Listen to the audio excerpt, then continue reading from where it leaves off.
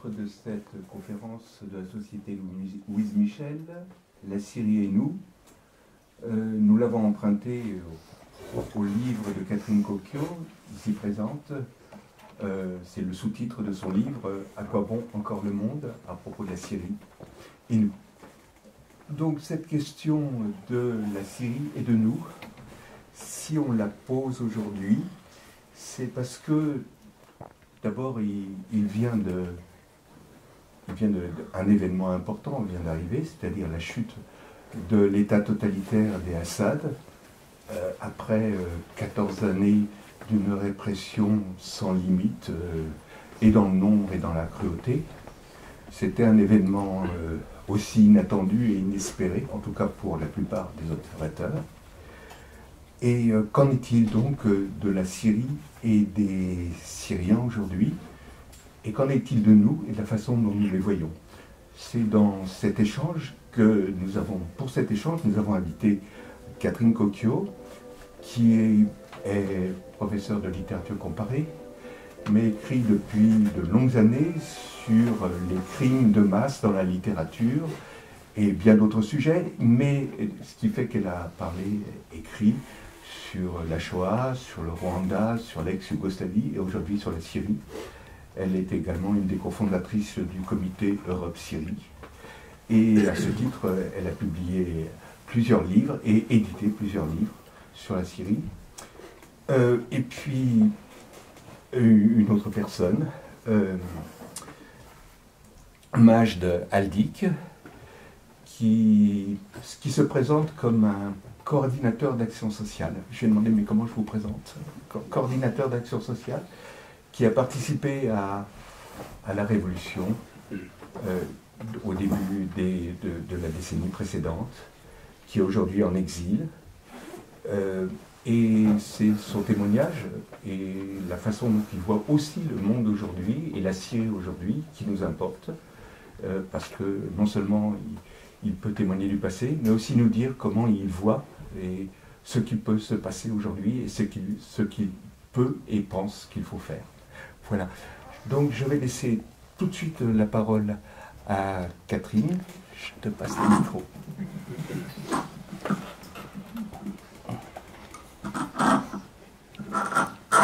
C'est bon là? Oui.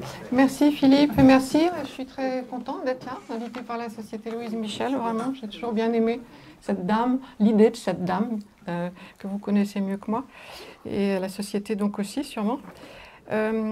Moi, je voudrais d'abord dire que je ne suis pas du tout une spécialiste de la Syrie. C'est pas un vain mot de le dire. C'est-à-dire qu'il y a 20 ans, par exemple, je connaissais strictement rien de ce pays, je crois. Je connaissais même pas de Syriens. Voilà. Donc, ce qui s'est passé donc, j'avais travaillé à partir des années 90, à la moitié des années 90, sur la question du retour du génocide, en quelque sorte. Rwanda, ex-Yougoslavie, etc. Il y avait cette question très inquiétante.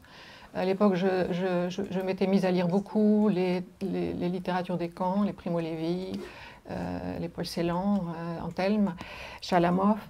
Et donc il y avait ce retour inquiétant de l'extrême violence en plein XXe siècle, à un moment où on était censé espérer, après la chute du mur, de meilleures époques, régimes.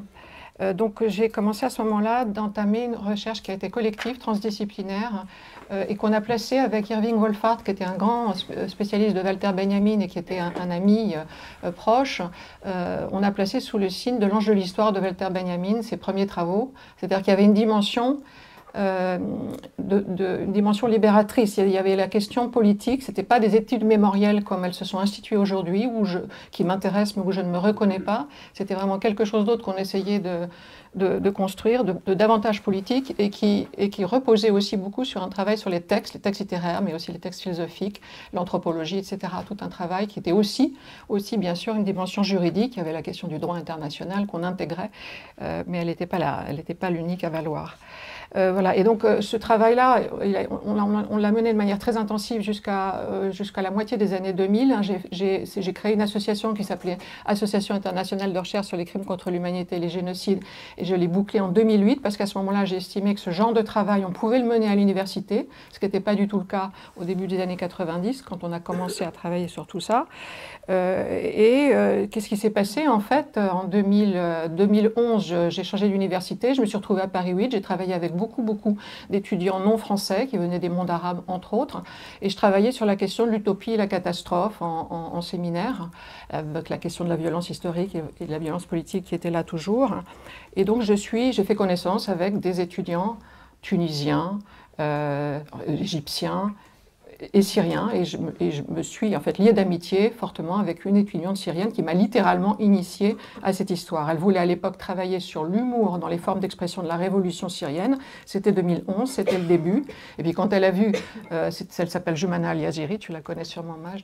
Quand elle a vu comment ça tournait, bien sûr, elle a renoncé à ce motif de l'humour. Elle a d'ailleurs vu avec effroi que l'humour était aussi utilisé par le régime assadien. Donc elle a changé d'orientation, mais elle y est revenue plus tard. En tout cas, moi, ça m'a menée dans un monde que j'ignorais.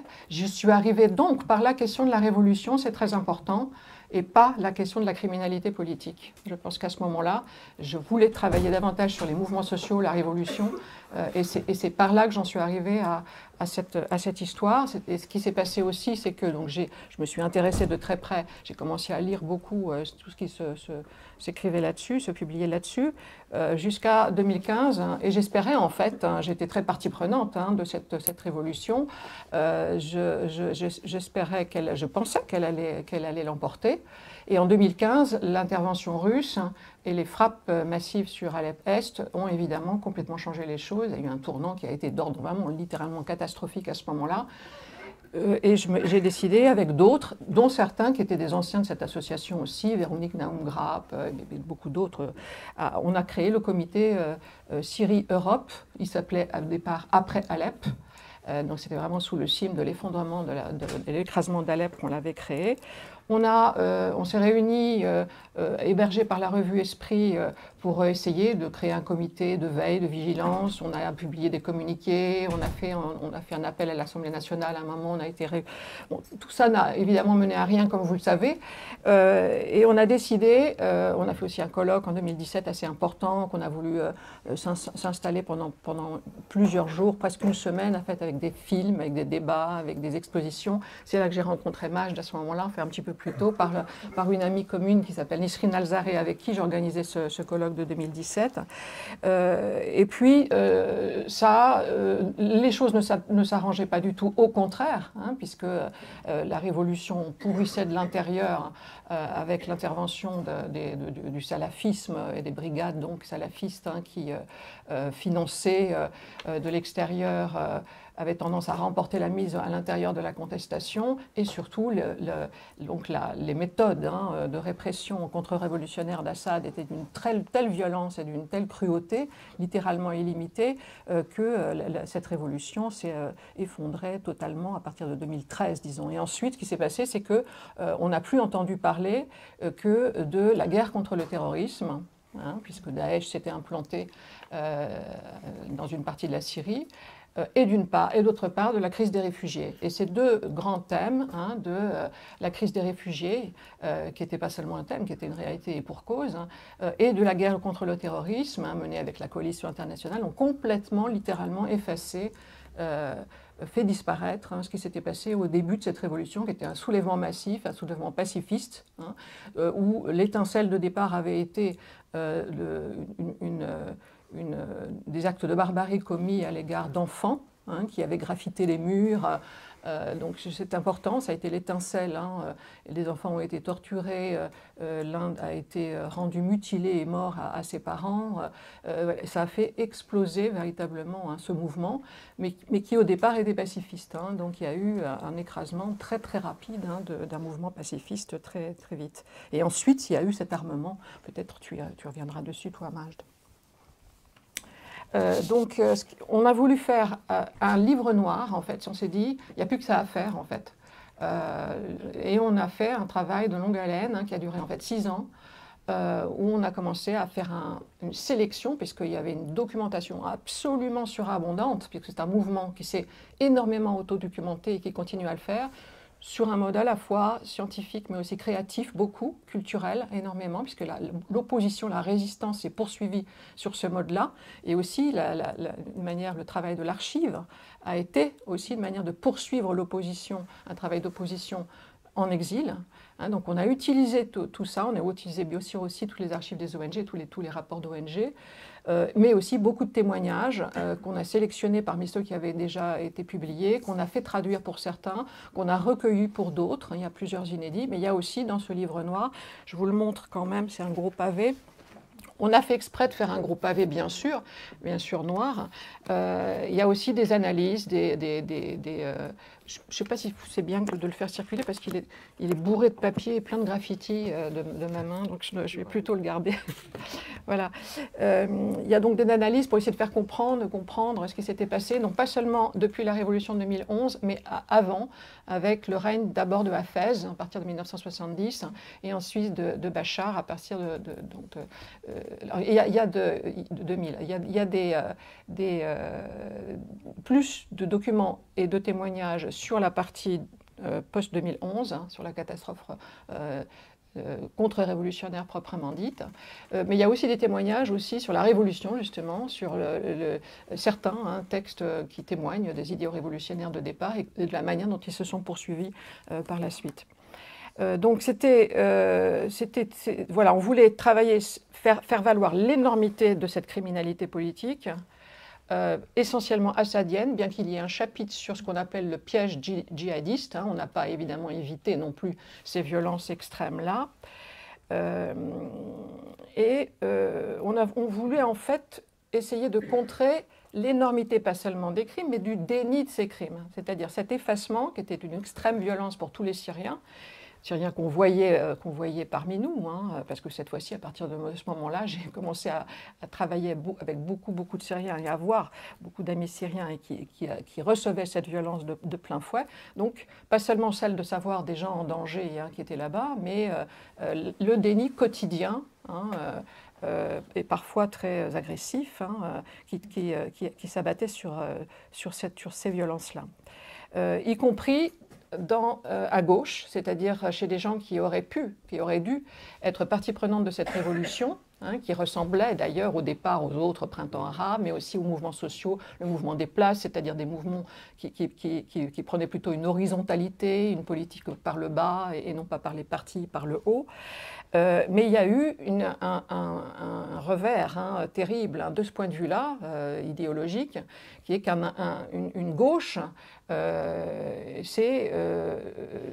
s'est montrée au contraire très hostile à ces révolutionnaires qui n'en étaient même pas pour eux. Ils ont été traités de terroristes, comme le faisaient bien sûr Assad, mais aussi les Russes. Donc il y avait une reprise de ces éléments de discours.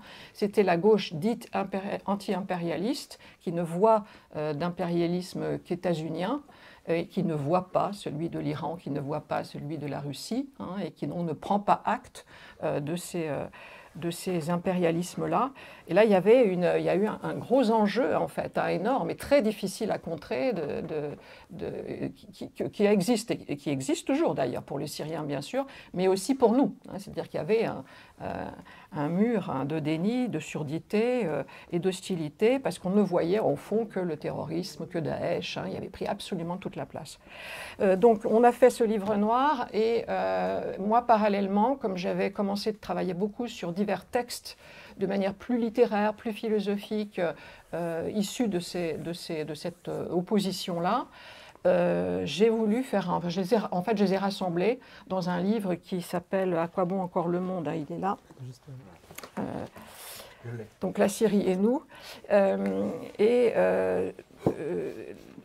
Alors pourquoi ce titre? Juste rapidement, « À quoi bon encore le monde ?» était une question que j'avais trouvée, puisque j'ai beaucoup travaillé sur la Shoah auparavant. J'avais même consacré un gros livre aux résistances spécifiques de l'enfant, des enfants, pendant la Shoah, l'enfant et le génocide, ça s'appelait en 2007. Et donc j'étais tombée à cette occasion sur un journal d'un juif autrichien qui avait été transféré au ghetto polonais de Łódź, et qui tenait un journal clandestin et qui, lors de la grande rafle des enfants en 1942, qui a précédé toutes les autres, s'est effondré dans son effort de notation, hein, de ce qui se passait dans le ghetto. Il voulait faire une histoire culturelle du ghetto et a dit à quoi bon encore le monde. Une fois que les enfants étaient tous partis, en quelque sorte, il n'y avait plus d'avenir. Et cette phrase m'a énormément frappée et j'ai voulu l'utiliser parce que cette question de l'enfance m'avait aussi beaucoup frappée, de l'enfance attaquée, de l'enfance ciblée, comme une des formes d'inhumanité particulièrement radicale de ce régime assadien, même si j'en ai pas fait l'instrument d'une comparaison des deux événements, bien sûr, hein, c'est pas ça qui est en jeu du tout, c'est plutôt de cette question de l'appartenance au monde, ou même de la vanité du monde, de l'existence d'un monde commun, qui m'est apparue essentielle. Et pourquoi je l'ai choisie aussi, c'est parce qu'elle m'est apparue absolument essentielle aussi dans les textes, c'est-à-dire les textes que j'analysais, que j'essayais de lire et faire lire, donner envie aussi de lire, poser constamment de manière très entêtante cette question du monde. C'est-à-dire c'est des gens qui avaient été coupés du monde littéralement par le fameux mur que la dictature des Assad avait édifié, et qui d'autre part, hein, étant donné la manière dont s'était déroulée cette contre-révolution, et la manière dont le monde s'était détourné de ces gens-là, était une autre désappartenance au monde, en fait, véritablement presque une désappartenance presque anthropologique, c'est-à-dire que les Syriens ont été en quelque sorte bannis, hein, mis au banc, hein, tels des parias. Alors, il y a d'ailleurs un penseur dont je vous reparlerai, si j'ai le temps, tout à l'heure, qui s'appelle Yassine Al-Saleh et qui a parler des Syriens de ce moment-là, hein, de la fin 2017-2018, comme les parias du sens. Hein. Il y a une nouvelle forme de paria, hein, qui serait ceux du sens, c'est-à-dire qu'il y a une extinction, hein, il parle de syrianisation du monde aussi. C'est un des penseurs qui est justement le plus attaché à la question du monde, à la fois comme un principe presque espérance, et comme évidemment le lieu d'un effondrement, d'une extinction qui a frappé de plein fouet les Syriens. Donc c'est pour lui une extinction du sens, hein, qu'a engendré une conjonction de plusieurs nihilismes, le nihilisme du régime assadien proprement dit, le nihilisme guerrier, le nihilisme salafiste, hein, il l'analyse en termes de nihilisme, mais aussi le nihilisme que suppose l'abandon, hein, par la communauté internationale de ces gens.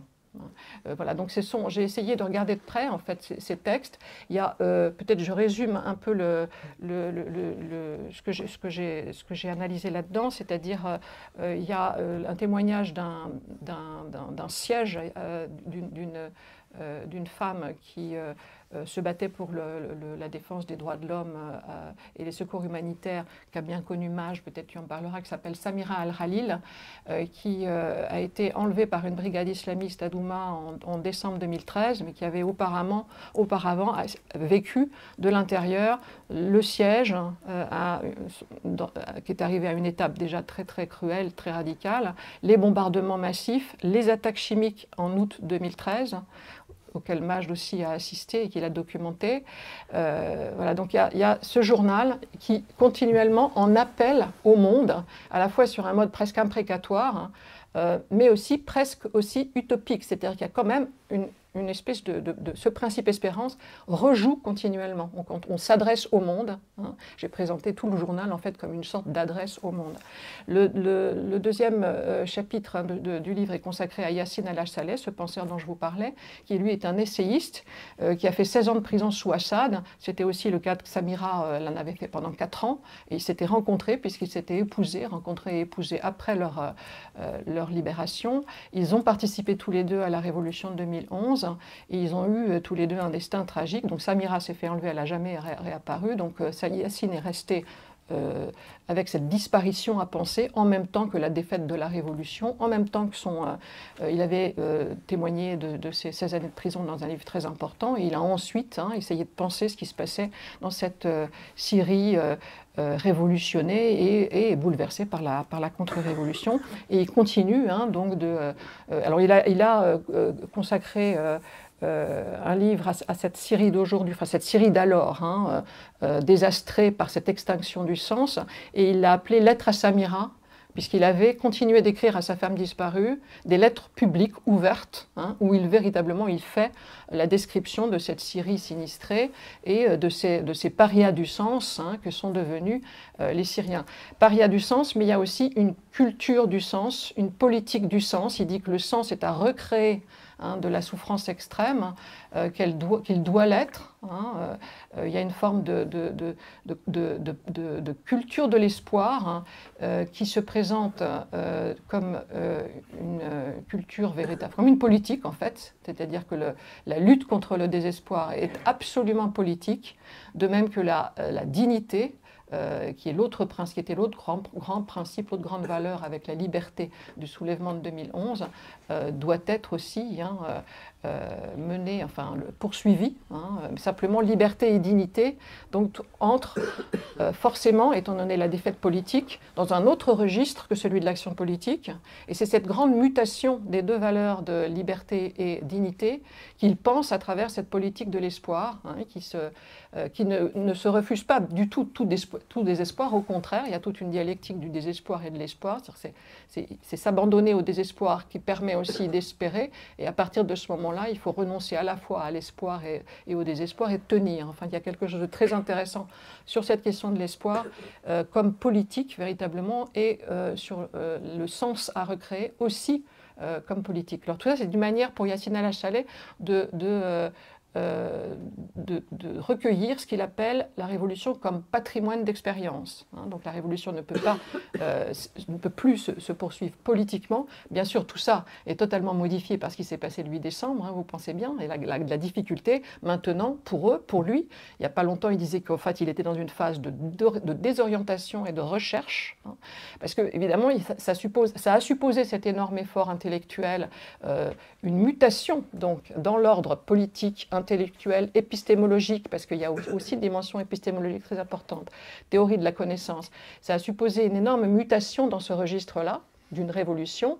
Et maintenant, ce qu'il va falloir faire, c'est de même que les exilés vont revenir pour une part ou participer de toute façon d'une manière ou d'une autre à cette révolution finalement victorieuse, inespérée mais victorieuse, il faut articuler aussi tout cet énorme travail à la fois de documentation mais aussi de réflexion aux espoirs qui sont d'un autre ordre maintenant, qui se manifestent aujourd'hui, puisque cette ère assadienne qui se présentait comme éternelle, Assad, Hafez et Bachar, ils se sont présentés littéralement comme Assad pour l'éternité, c'était l'un des slogans.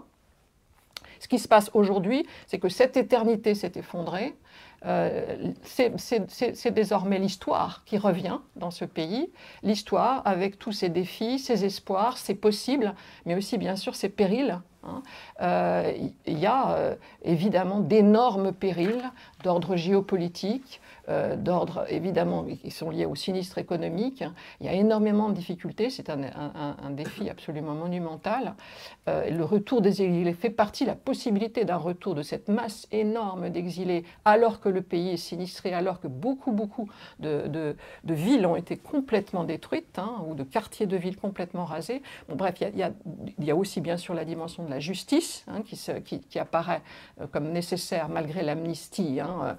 Il y a une recherche des grands criminels, des grands responsables. Il va y avoir une justice transitionnelle qui va se mettre en place. Donc des tas d'enjeux qui sont ceux d'aujourd'hui, mais l'un des enjeux aussi, c'est sur le plan culturel, sur le plan intellectuel, ne pas lâcher ce qui a été construit, élaboré avec énormément de persévérance, de minutie et d'intelligence et de créativité. Moi, j'ai toujours été très saisie par cette extraordinaire créativité intellectuelle et artistique de cette opposition en exil, mais aussi là-bas, parce qu'il y a des gens là-bas qui ont continué de s'exprimer sous pseudonyme, en éditant ailleurs, etc. Donc c'est aussi assez, de manière très courageuse. Donc il y a tout ça aussi, les deux legs en quelque sorte. Hein. Il y a cette révolution d'aujourd'hui qui vient 14 ans après un échec terrible. Et puis il y a la révolution d'alors qui a donné lieu à tout un ensemble de constructions extrêmement précieuses. Et je pense précieuses pour nous tous, pas seulement pour les Syriens. Voilà, c'est ça qui fait que ce titre, La Syrie et nous, comporte une validité aujourd'hui, mais ce nous change de sens. Comment nous, maintenant, nous allons regarder ce pays, cette révolution qui s'est faite en 2 temps, sa répression et l'avenir des Syriens. Alors, je ne sais pas combien de temps j'ai encore à... 10 minutes. 10 minutes. Alors, bon, je vais peut-être dire un mot de ce que... dans le livre dont je vous parlais, À quoi bon encore le monde, il y a d'autres chapitres. Il y en a un sur la littérature carcérale, surtout de l'ère Hafez d'ailleurs, parce que là, il y a une grande... ce qui s'est joué aussi, c'est ce qu'on a appelé la construction d'une nouvelle littérature avec ce qu'on appelait la littérature des prisons. Ça s'est installé au Moyen-Orient, mais beaucoup en Syrie, à cause de ces détentions très longues qui ont donné lieu à des témoignages. Et cette littérature de témoignages a été en quelque sorte le précurseur d'une littérature qui s'est ensuite développée après la Révolution et que Yassine al-Saleh appelle une écriture peuplée, c'est qu'il a appelé de ses voeux, qu'il a exhorté les Syriens à développer, une écriture peuplée ou une écriture habitée. Il a écrit ça dans un article de la grande plateforme Al-Jumouria qui s'appelle La République, qui a été une grande plateforme créée en exil à plusieurs. Et donc il a appelé à une écriture, à peupler en fait une écriture qui devait passer, ne plus avoir peur de passer par l'expression de soi, le récit de sa propre expérience, pas comme une injonction à témoigner. Souvent, il y a cette injonction occidentale à faire cracher le témoignage, et puis c'est tout. Puis après, tu n'es plus un expert de la Syrie, tu ne penses plus. Là, c'est le contraire, c'est à penser ce qui s'est passé et ce qui peut se passer encore à partir de l'expérience de chacun. Donc cette république-là, Al-Jumouria, qui a donné son titre à cette revue très, très importante encore aujourd'hui, qui est très lue, y compris par la diaspora, les diasporas arabes, pas seulement syriennes. Donc il s'agit de se réclamer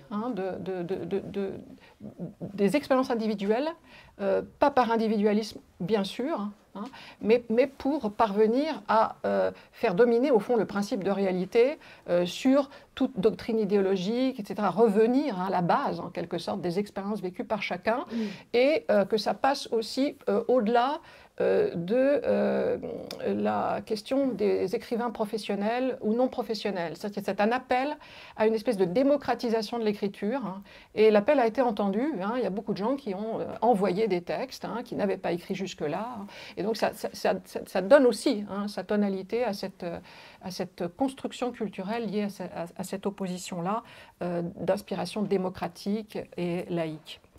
Il y a un regard porté sur l'islamisme absolument aussi très important, parce que l'expérience a été terrible. On a cru pouvoir à un moment s'allier avec toutes les forces anti-assadiennes.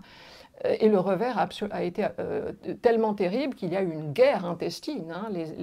Les civils non affiliés comme Yassine al-Saleh, Samira al-Khalil, etc. ont été victimes des exactions commises aussi par les brigades islamistes. Donc évidemment, cette question de l'islamisme fait aussi partie des choses à penser, des repoussoirs à penser en tant que tel pour un mouvement qui se veut celui de la dignité et de la liberté. Alors, il y a aussi un chapitre sur Samar Yazbek que peut-être vous connaissez, parce que c'est elle, justement, c'était une écrivaine déjà consacrée, reconnue avant la Révolution, et elle a continué d'écrire à la fois des fictions et de recueillir des témoignages féminins qui sont extrêmement précieux. Il y a un livre qui s'appelle 19 femmes, dont je vous conseille la lecture. Il est très dur, mais il est très très précieux, parce que ces femmes qui viennent de tous les horizons, de tout type d'expérience, de tous âges, de tout milieu, voient des choses qu'on ne voit pas dans d'autres témoignages. Elle témoigne de dissensions internes à l'intérieur de l'opposition aussi, hein, comme de l'extrême cruauté du régime. Il y a vraiment des choses extrêmement précieuses dans ce livre. Et puis le dernier chapitre, il est consacré à un romancier qui s'appelle Khaled Khalifa, qui a écrit un roman ironique, très sombre, mais un humour macabre, hein, qui s'appelle La mort est une corvée. Mais je n'ai pas le temps d'en parler. Je voudrais, pour terminer, dire un mot de ce livre qui vient juste de paraître. Et je salue les éditrices de ce livre. Ça s'appelle « Sur la liberté, la maison, la prison, l'exil et le monde ». C'est donc de Yassine Al-Haj-Saleh. Moi, j'ai fait l'introduction. Et c'est composé de 3 essais qui s'appellent donc « Sur la liberté » de Yassine Al-Haj-Saleh, qu'il avait donc publié en 2016 pour le premier, en 2021 pour les 2 autres, dans cette revue Al-Jumhuriya, dont je viens de vous parler, et où il essaye de revenir au b.a.-ba, en quelque sorte, de la liberté, hein, et de repenser complètement cette fameuse liberté qui était un des idéaux de la Révolution de 2011, mais de la repenser dans toutes ses composantes et dans toutes ses résonances, à la fois anthropologiques, c'est-à-dire c'est là qu'il y a une sorte de b.a.-ba. Qu'est-ce que c'est être libre? C'est sortir de chez soi, c'est sortir de sa maison, c'est pouvoir y rentrer, c'est pouvoir sortir de soi, c'est pouvoir se sentir libre même en prison, se sentir libre même en exil. Enfin, il y a une manière de réfléchir sur la liberté en faisant varier complètement les contextes, les échelles, mais aussi les types d'expériences. Hein. C'est une réflexion extrêmement nouvelle qui peut paraître assez étrange au départ parce qu'il y a un aspect un peu traité comme ça, hein, presque didactique au départ, mais en fait ça se déploie en arborescence et ça touche à tous les domaines en fait, hein, de la vie politique, en comparant systématiquement ce qui se joue dans le monde arabe et en Occident, dans l'Occident capitaliste, néolibéral, on va dire, pour aller vite. Hein. Donc il y a une double analyse, hein, une analyse très minutieuse, hein, de tous les types de destruction de la liberté, de tout ce qu'il appelle les illibertés à l'œuvre, dans les mondes arabes, puisqu'il y en a quand même plusieurs, hein, sur le plan politique, sur le plan religieux, mais aussi dans les démocraties occidentales d'aujourd'hui. Donc c'est un livre qui, bien que bien sûr, il a été conçu avant l'effondrement du régime, il a été publié, c'est assez incroyable, au moment exactement de la chute du régime. Il y a eu des fêtes ce livre est sorti dans une atmosphère de liesse, littéralement, hein, alors que ce qu'il raconte, évidemment, est assez terrible, mais c'est aussi un livre de très grand espoir, parce qu'il est à l'image de ce principe espérance dont je vous parlais, hein, qui agit toujours chez Yassine Al-Haj-Saleh. Et donc il y a cette réflexion, à mon avis, très précieuse aujourd'hui sur cette liberté qu'il appelle une liberté en état de siège, hein, prise entre la souveraineté, en fait, hein, à la fois politique et culturelle, d'un Occident arrogant qui jouit d'une liberté, mais qui, du coup, ne connaît plus le prix de cette liberté et ne combat plus pour elle. Hein, et il oppose la liberté à ce type-là de souveraineté qui a finalement droit de vie et de mort, qui applique des délits d'humanité, et Dieu sait qu'on est à l'ère de délits d'humanité presque impensables, en fait, totalement ubuesques s'ils n'étaient pas totalement tragiques. Je pense bien sûr à ce qui se passe à Gaza, à quoi les Syriens sont extrêmement attentifs. Donc je suis en train de faire des digressions et du coup de perdre mon idée. Oui. C'est pas grave en fait, je suis en train de... Si, voilà, ce que je voulais vous dire aussi, c'est que donc il y a cette vie, il y a la vie souveraine, ce qu'il appelle la vie supérieure, hein, je vous donne un peu le noyau, hein, de sa réflexion qui apparaît à la fin, dans le 3e essai en particulier. Donc il y a une vie souveraine, hein, qui est l'apanage de toute une partie du monde, hein, qui a ce privilège d'une liberté dont ce monde jouit, mais qui n'en a plus le goût, qui n'en a plus le désir, hein, qui ne sait plus ce que c'est, qui ne combat plus pour. Hein. Et il y a une vie inférieure, une vie infra, en deçà de la liberté, qui est celle de tous ceux qui sont réduits à un état de survie, qui sont réduits à cet état de vie nue. Hein. Il reprend la formule de Georges Agamben, de même qu'il reprend toute sa réflexion réflexion sur la souveraineté qui était reprise elle-même à Carl Schmitt, mais il étend ces concepts, hein, et il en fait d'ailleurs une critique constructive, hein, qui est à mon avis aussi importante à bien recueillir aujourd'hui. Voilà, donc il y a toute cette réflexion, hein, qui donc ne peut que se poursuivre, parce que ce qu'il décrit, c'est un état du monde.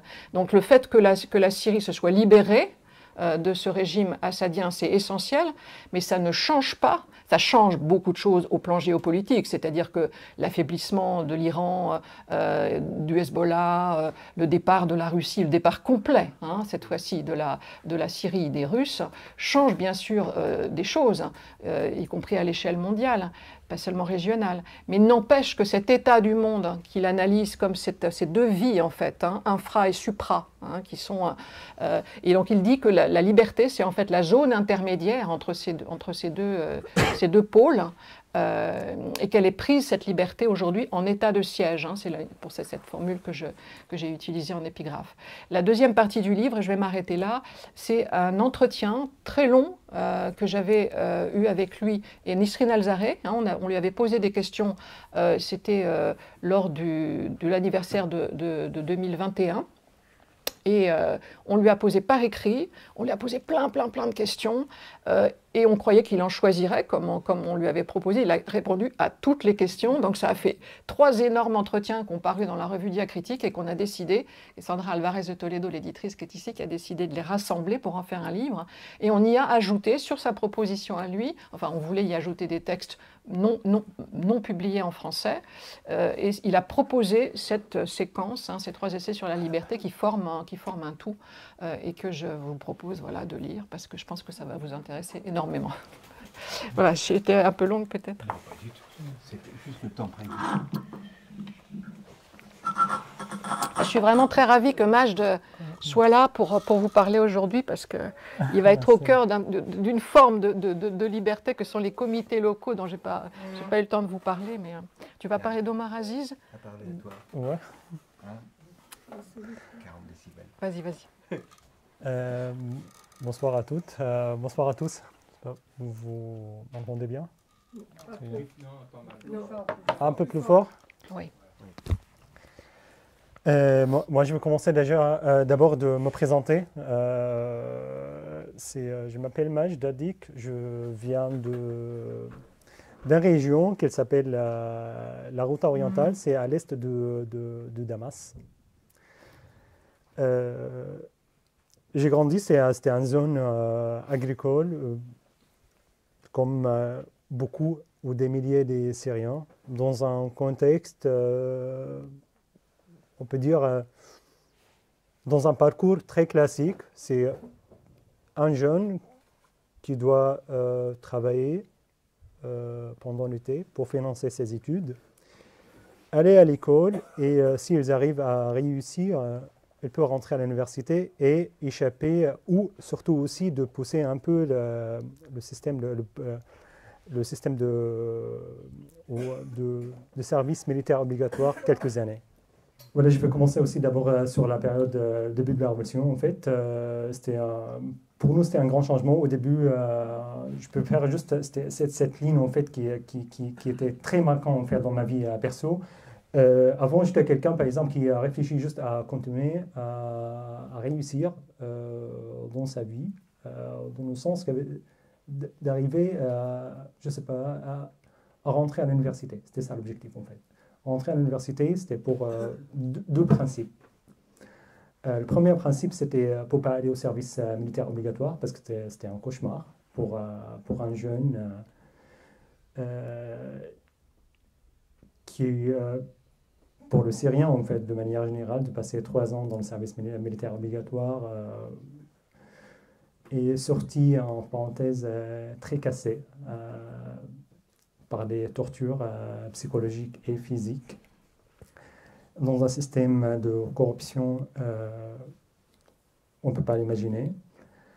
Et le deuxième principe, c'était de un peu sortir de cette pauvreté, on peut dire, sociale, et d'arriver en fait à avoir un rôle dans la société.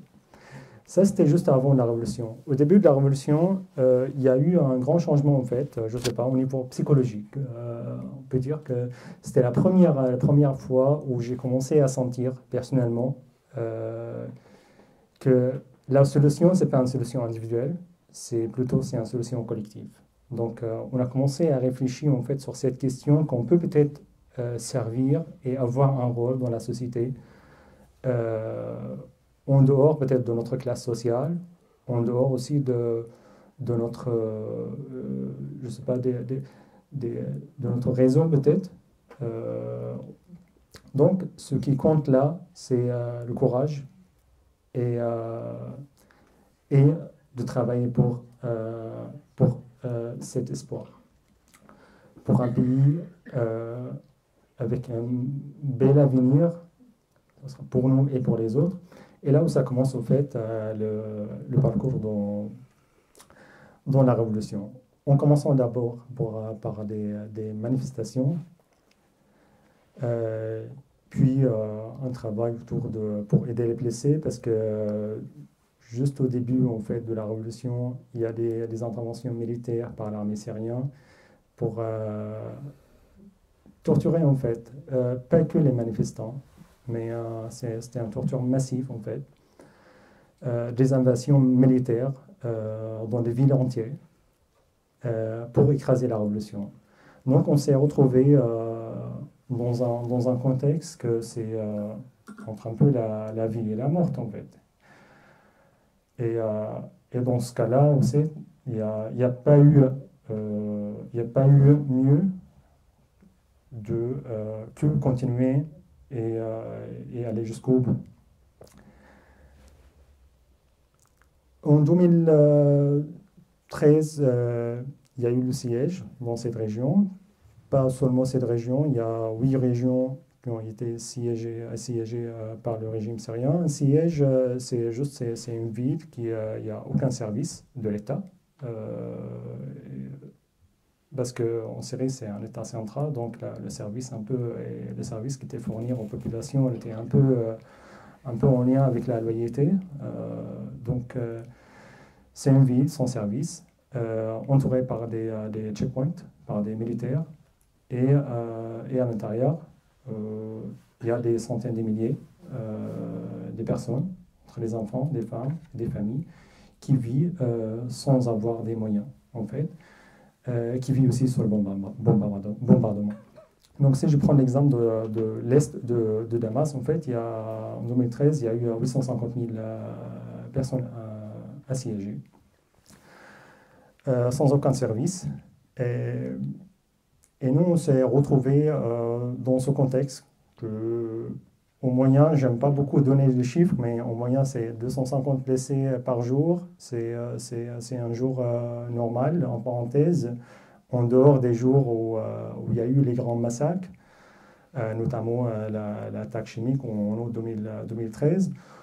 Donc on s'est retrouvés dans ce contexte et on s'est dit il faut que chacun peut-être avoir un rôle ou essayer de servir en fait ces populations, nos frères, nos sœurs, nos familles là-bas. Et là où ça commence en fait l'organisation interne, que toutes ces régions-là étaient organisées de manière autonome. Ça veut dire qu'il y a des comités de conseils locaux qui étaient créés pour répondre à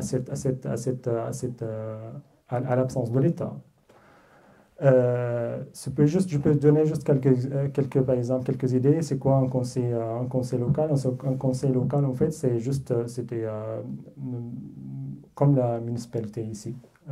C'était des gens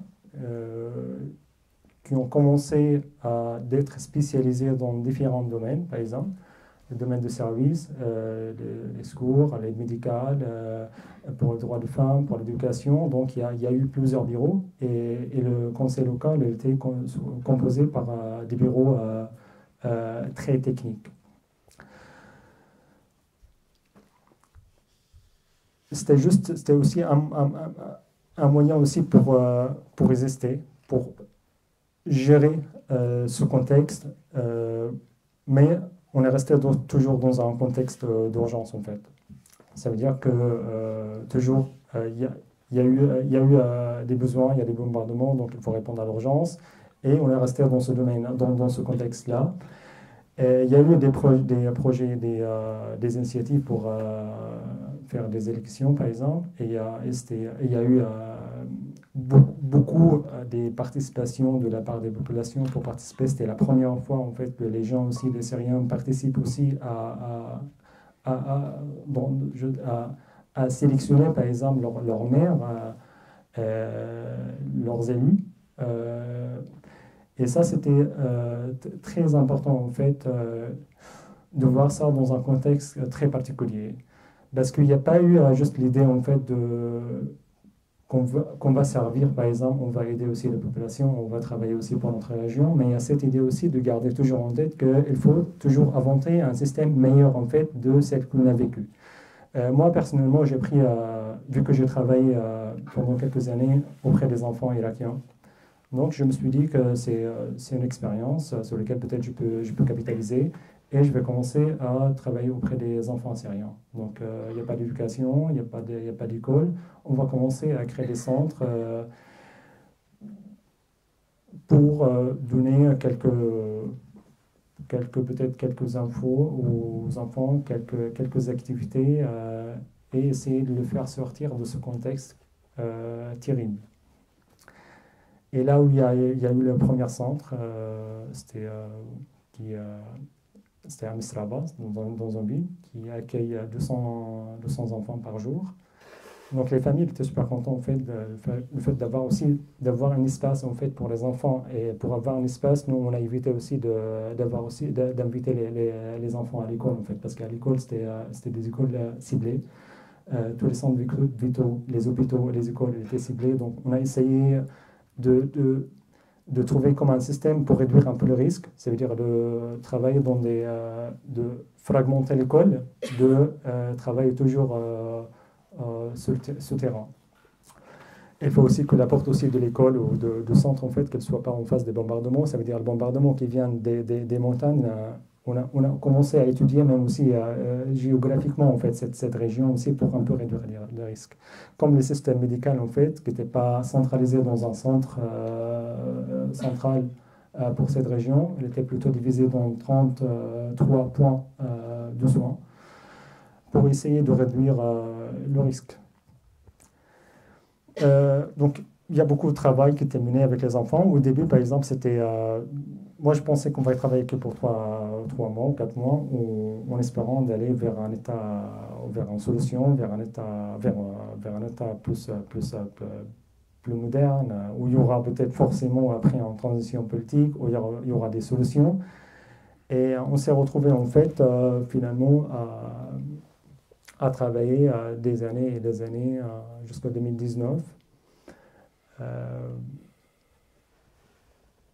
Juste de la même manière.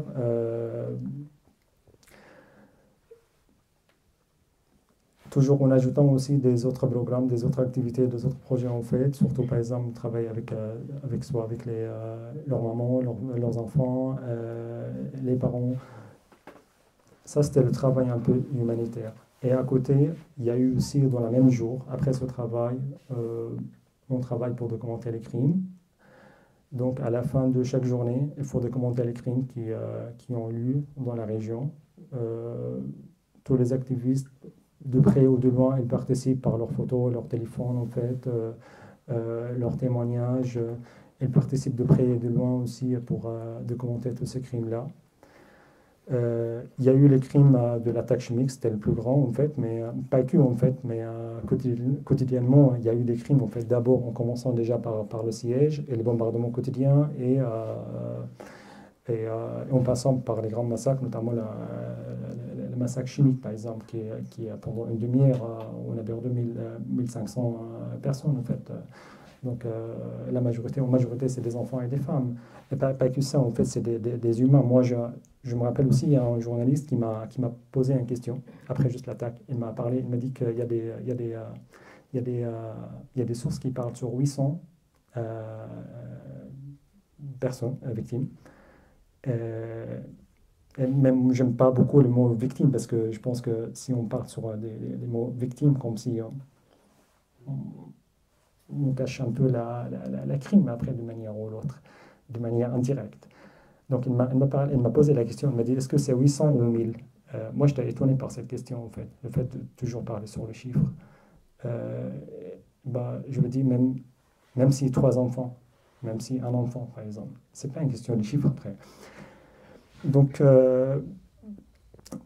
on s'est retrouvé en fait finalement à documenter en fait et à publier des chiffres.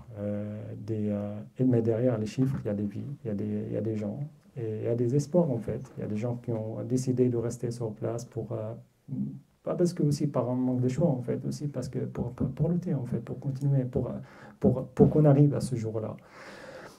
En 2018, il y a eu le déplacement forcé. Après ces grandes batailles, les gens et l'intervention russe, il n'y a pas eu des solutions. Après plusieurs négociations, les opposants ont décidé, ont été obligés de quitter le territoire vers le nord de la Syrie. Donc, on parle sur la plupart des initiatives locales qui étaient créées pendant cette période, en fait. Tous ces systèmes de gestion locale qui étaient détruits en forçant les gens à quitter leur région. La région, elle s'est retrouvée sans aucun service. Et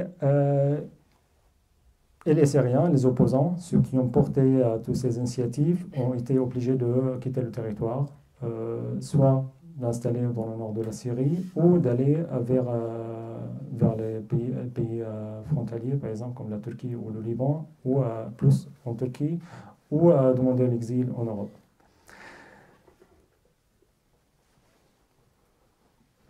Je reviens sur la question, par exemple, de coordinateur social, parce que moi, ici, il faut toujours trouver une ligne, en fait, trouver un lien entre le passé et l'avenir.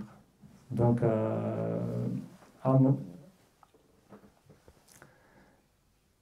il y a dans la mémoire toujours ce qui s'est passé, mais il faut beaucoup travailler aussi pour le considérer comme une expérience, malgré malgré même la douleur en fait. Mais il faut le considérer à un moment donné comme c'est des expériences pour aller après pour avancer, sinon on va rester toujours coincé dans le passé. Donc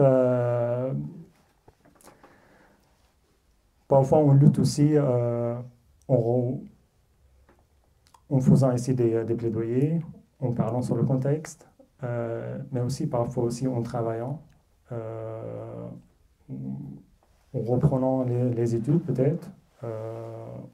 En avançant même vers autre chose.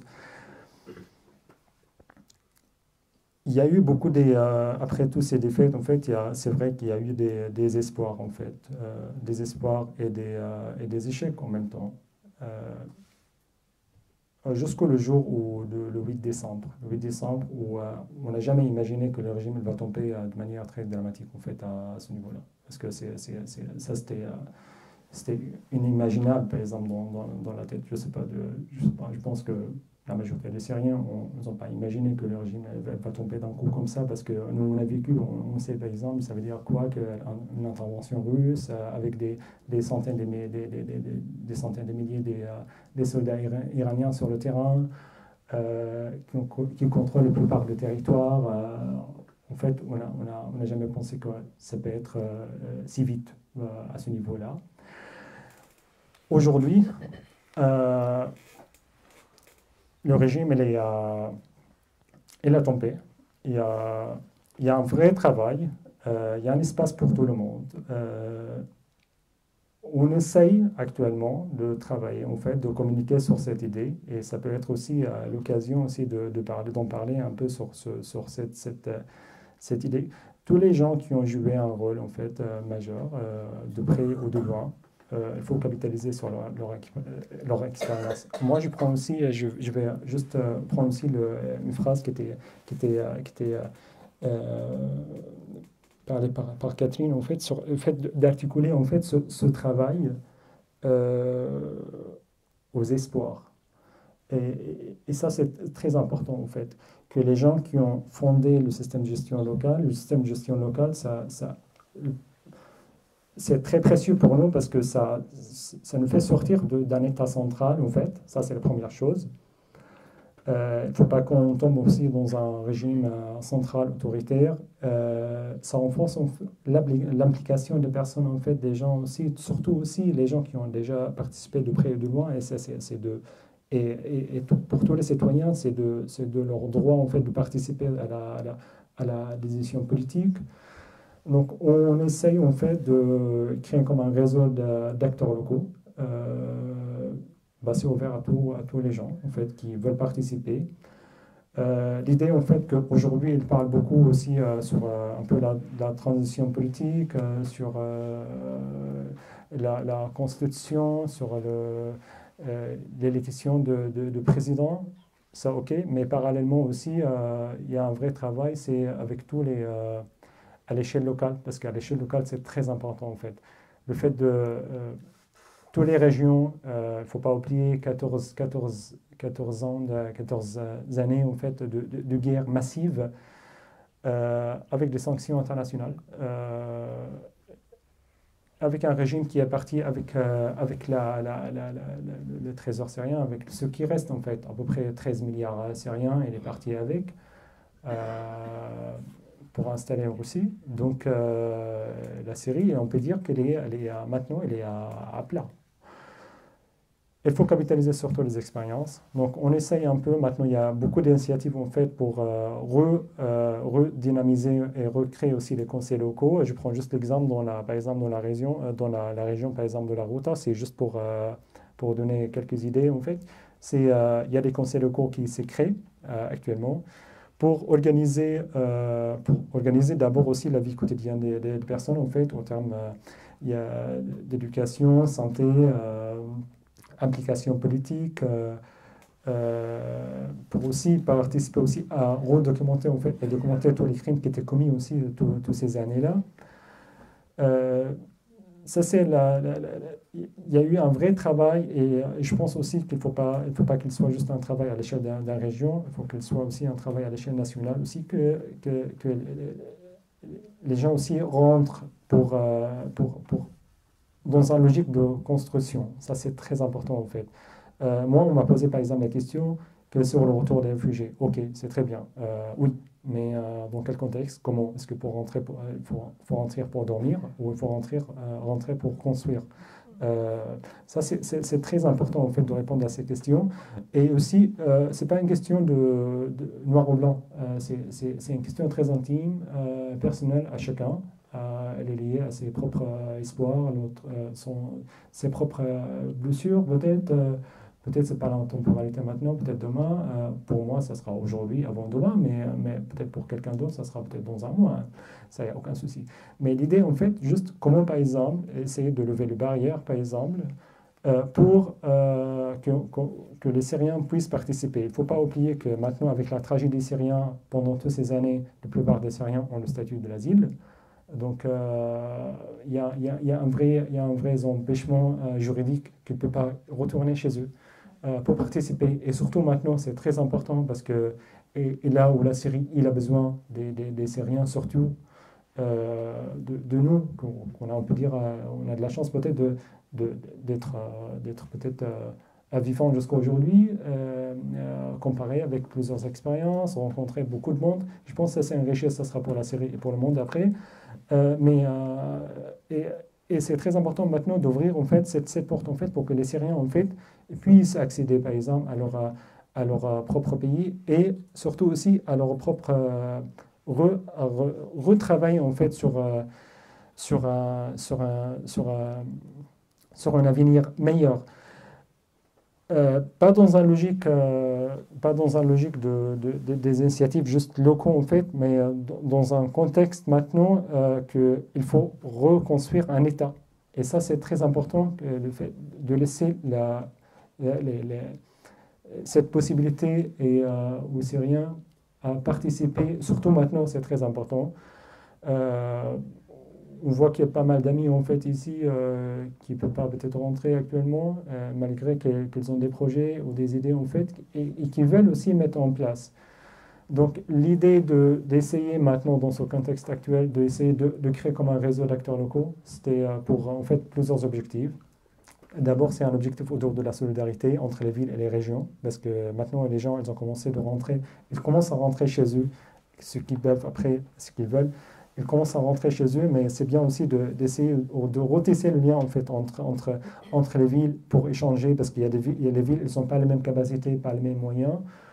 Donc, c'est très important aussi toujours d'échanger autour de cette expérience, en fait, comme aussi l'idée de conseils locaux. Elle a commencé dans une ville et après, elle était repliquée partout, en fait. Donc, nous, on part de ce principe que s'il y a une initiative à l'échelle locale, ça sera bien aussi d'essayer de reproduire cette idée en prenant toujours en compte la spécificité de chaque ville.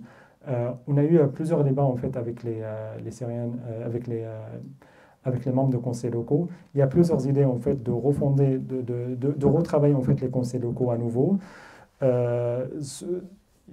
Ça peut être aussi, il y a des villes comme Harasta, ils ont pris 3 exemples que je vais citer, par exemple de construire comment on peut dire, c'est le comité de quartier. Ils commencent à l'échelle du quartier pour construire un conseil local. Donc pour chaque quartier, ils vont nommer ou choisir un comité pour leur représenter. Et tous les 7 quartiers, ils vont construire un conseil local. Ça, c'est le premier niveau. Le deuxième niveau, c'est plutôt des bureaux spécialisés. Donc ils travaillent sur 3 niveaux. Niveau médical, pour gérer la situation médicale dans la ville, éducative et de service. Et ces trois priorités sur lesquelles elle travaille. Mais là, pour gérer chaque bureau, c'est le médecin qui gère le bureau médical et les profs qui gèrent le bureau éducatif et ainsi de suite. Pour aussi le bureau de service, tout ce qui est en lien avec les travaux, l'électricité, c'est des experts en fait qui gèrent ce dossier. Et le troisième, c'est le conseil local, c'est le conseil municipal. Et on a eu plusieurs échanges autour de ce sujet. Il y a des villes, peut-être, elles vont commencer déjà par le comité des quartiers. Mais il y a des villes qui ont déjà leurs propres conseils locaux. Donc, l'idée, en fait, de créer ce réseau, c'était d'échanger aussi entre eux pour voir aussi quel est le modèle, en fait, le plus adapté selon la ville. Ça, c'est le premier principe autour de la solidarité et autour de l'apprentissage. Et le deuxième principe, je trouve que très important, c'est aussi de pouvoir, en fait, créer un pont entre les Syriens, pas juste seulement en Syrie, mais en Syrie et à l'extérieur. Ça, c'est très important, on trouve, parce qu'aujourd'hui, si on parle par exemple, le système éducatif, il ne faut pas oublier que pendant toutes ces années, la plupart des profs, ils ont quitté le territoire parce que soit sur une menace de régime ou parce qu'il n'y a pas de salaire. Économiquement, c'était très difficile de rester et d'enseigner, en fait, dans son contexte de guerre, en fait. Donc ça peut être aussi l'occasion en fait d'impliquer en fait les Syriens, le diaspora syrien, soit dans la question par exemple de formation, ça veut dire de former aussi, d'échanger aussi. Il y a pas mal de personnes universitaires ici qui sont prêtes même à partager leur expérience avec leur pairs là-bas. Ça, c'est la première chose. Et aussi, même économiquement, il y a beaucoup de difficultés, en fait, parce qu'il n'y a pas assez d'argent pour payer le salaire. Je pense que ça peut être aussi la moyen aussi autour de la solidarité, ça veut dire de créer que chaque ministre crée peut-être un fonds d'urgence pour sauver soit le système éducatif et le médical. Ça, c'est les 2 dossiers, en fait, qui sont les dossiers prioritaires actuellement, à conserver. Il y a d'autres choses à travailler, mais à conserver qui peut se faire même entre les Syriens aujourd'hui.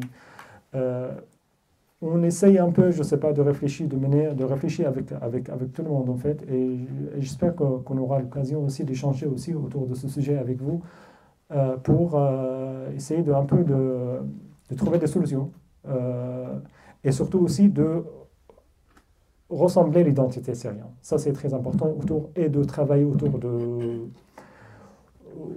autour des priorités actuelles et surtout aussi autour des services. Et n'importe si le Syrien est à l'intérieur ou à l'extérieur.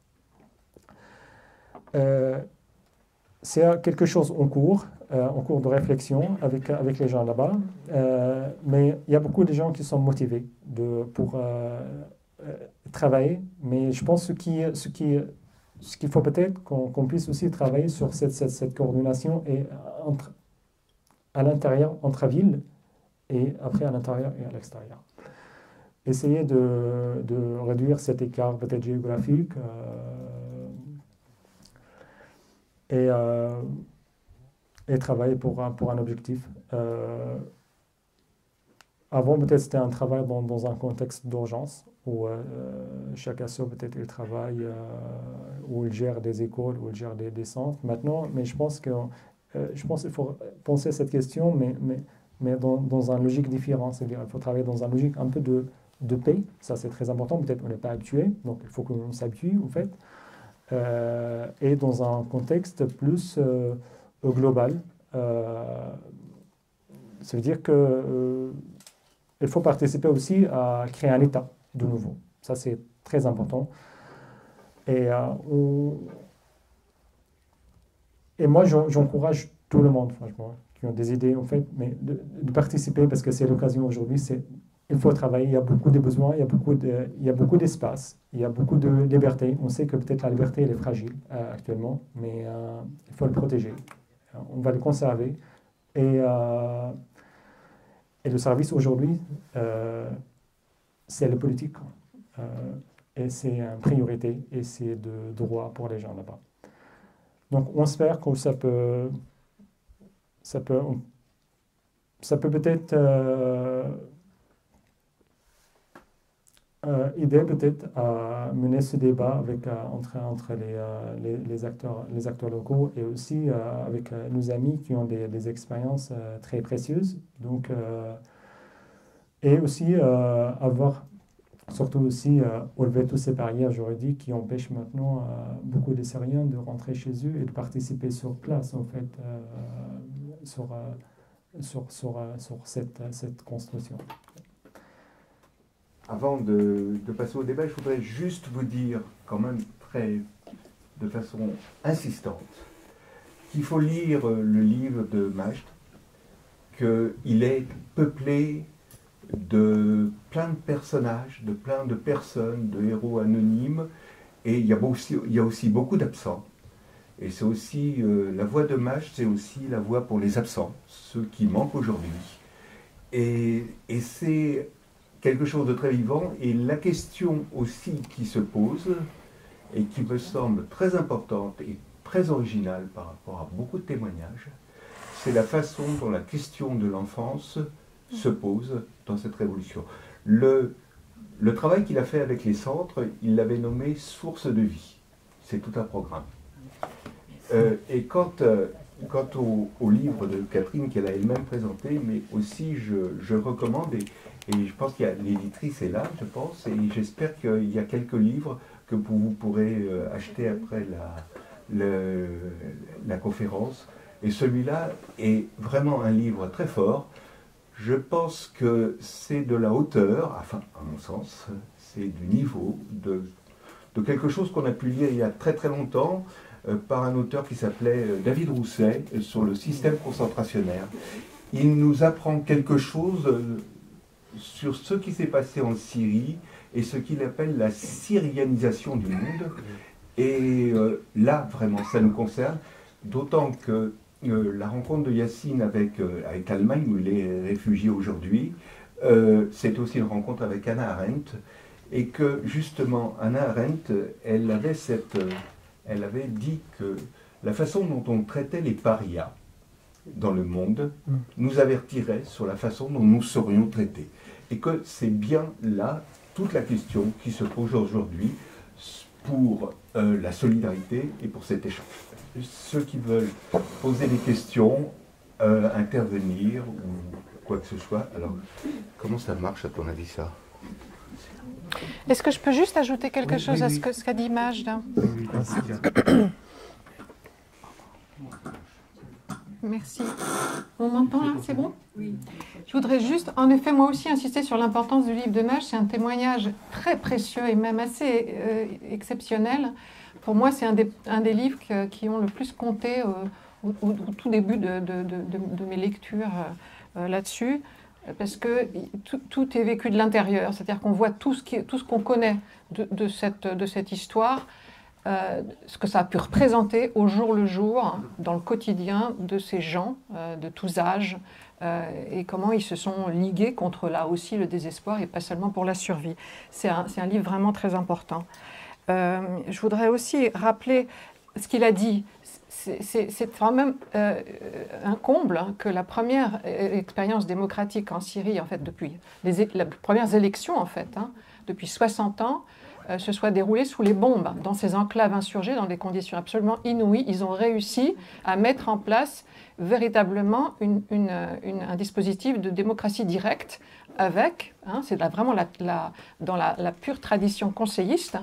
Et je voudrais, donc c'est-à-dire il y a délibération, vote, décision, action. Enfin, c'est vraiment c'était quelque chose d'organisé. Même si cette expérience de démocratie directe, évidemment, a vite dérivé vers des opérations de survie d'urgence, de secours, d'inhumation, etc. Mais n'empêche que c'est un fait politique dont il faut prendre acte. Ça me semble très important et ça a duré. C'est pas quelques semaines. Ce système des comités locaux qu'il a expliqué, il avait été en fait théorisé par quelqu'un qui s'appelle Omar Aziz, qui en fait avait été formé en France. D'ailleurs, il connaissait très bien Balibar, Agamben, il connaissait Négri, il connaissait ces penseurs-là, mais il connaissait aussi la tradition conseilliste européenne. Et il a fait une espèce de synthèse de tout ça, en proposant, il a écrit un texte qui en fait se proposait il fallait en fait organiser, ces comités devaient être destinés à donc mettre en place une démocratie directe et empêcher, comme il le disait, que le mouvement politique, la lutte révolutionnaire soit coupée de la vie quotidienne. Il fallait surtout pas que la lutte soit l'apanage d'un petit groupe. Il fallait que l'ensemble de cette société dans ces enclaves insurgées soit responsabilisée et active. Donc c'est vraiment quelque chose de très particulier. Cet Omar Aziz, ces textes, on peut les trouver il y a eu une édition en 2013, juste après sa mort, parce que malheureusement, il n'a pas pu participer à ces groupes d'opposants de Al-Jumhuriya, sinon il aurait été au cœur. C'était un intellectuel très précieux, mais il a expérimenté cette forme du comité local à Daraya, et il a été assassiné très vite en 2012.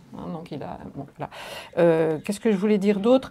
Maj, dans son livre, il raconte aussi quelque chose de très passionnant et très important, c'est-à-dire les tensions qui se sont exprimées très vite entre les humanitaires dont il faisait partie, ceux qui secouraient les gens et ceux qui travaillaient à la documentation des violations des droits de l'homme, et les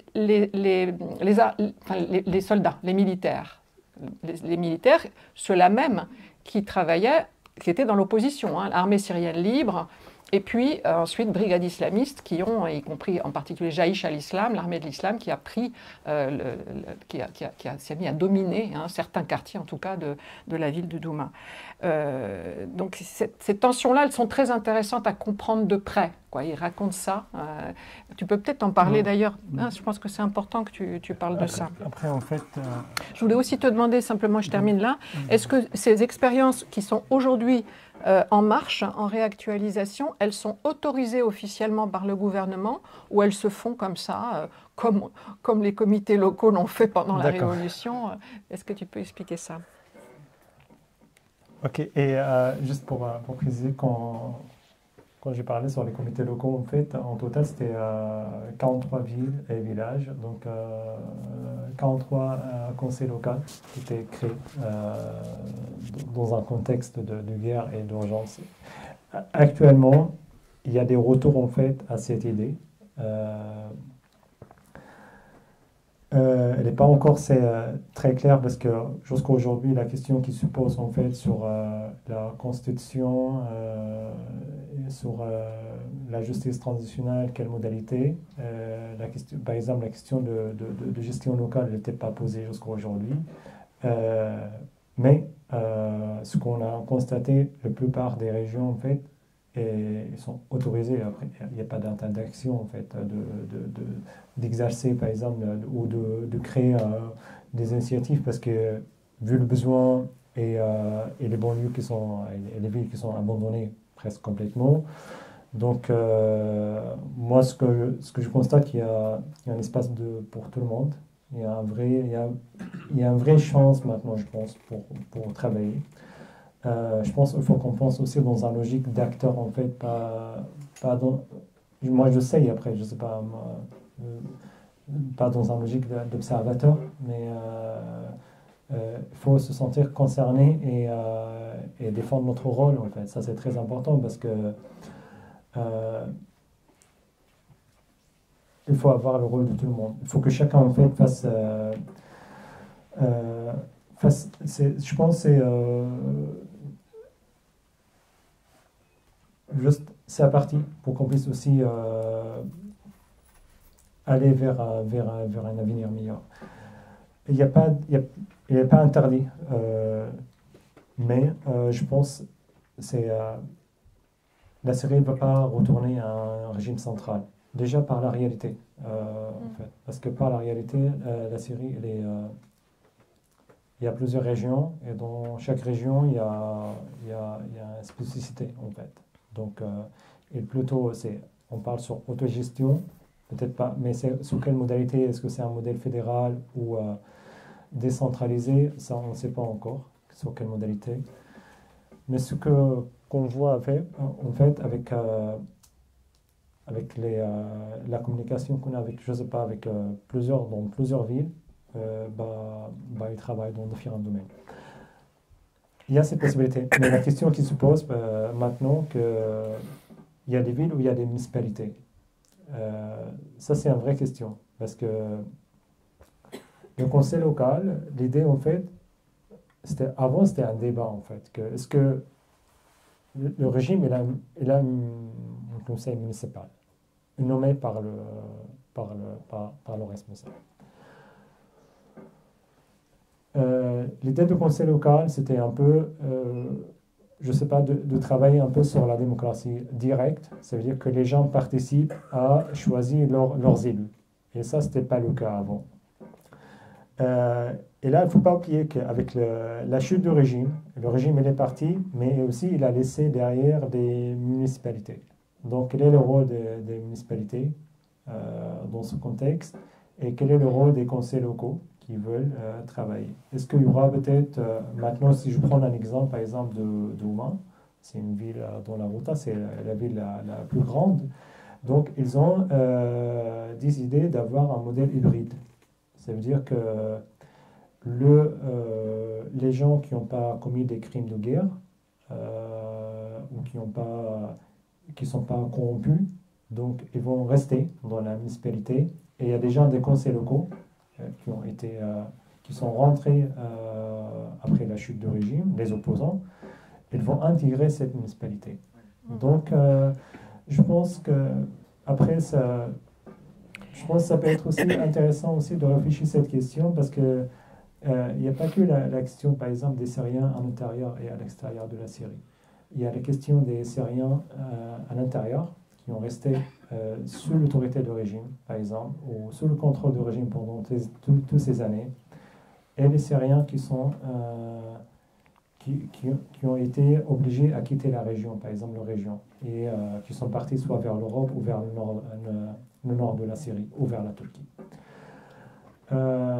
Avec le retour, je pense qu'il y a un vrai travail pour un peu réduire cet écart en fait, entre les Syriens et de toujours, faut rappeler le contexte que ce régime, c'est lui qui a poussé par sa stratégie, c'est lui qui a poussé pendant toutes ces années, il a poussé les Syriens à quitter leur ville de différentes manières. Je pense qu'il faut que les Syriens, il ne faut pas qu'on oublie cette histoire. Et essayer un peu de travailler en fait sur cet écart en fait entre parce qu'il faut pas au bout de quelques années il y a beaucoup de Syriens qui ont commencé à construire leur vie soit à l'extérieur ou au nord de la Syrie en fait. Le fait de rentrer peut-être pour beaucoup de Syriens ça sera peut-être pas direct, sauf si dans un logique politique, dans un logique de construction très claire, et surtout aussi de prendre en compte en fait les différentes communautés syriennes qui ont vécu des différents contextes. Moi, je prends juste un exemple des Syriens qui ont resté sous l'autorité de le régime, par exemple, du régime syrien, par exemple, sous le contrôle du régime pendant toutes ces années, et les Syriens qui l'ont quitté après, qui ont quitté le territoire. Il y a un vrai travail, je pense, sur cette question. Et je trouve que l'exemple, par exemple, de Douma, d'essayer de trouver un modèle en fait, qui met un peu l'objectif et le travail dans le centre,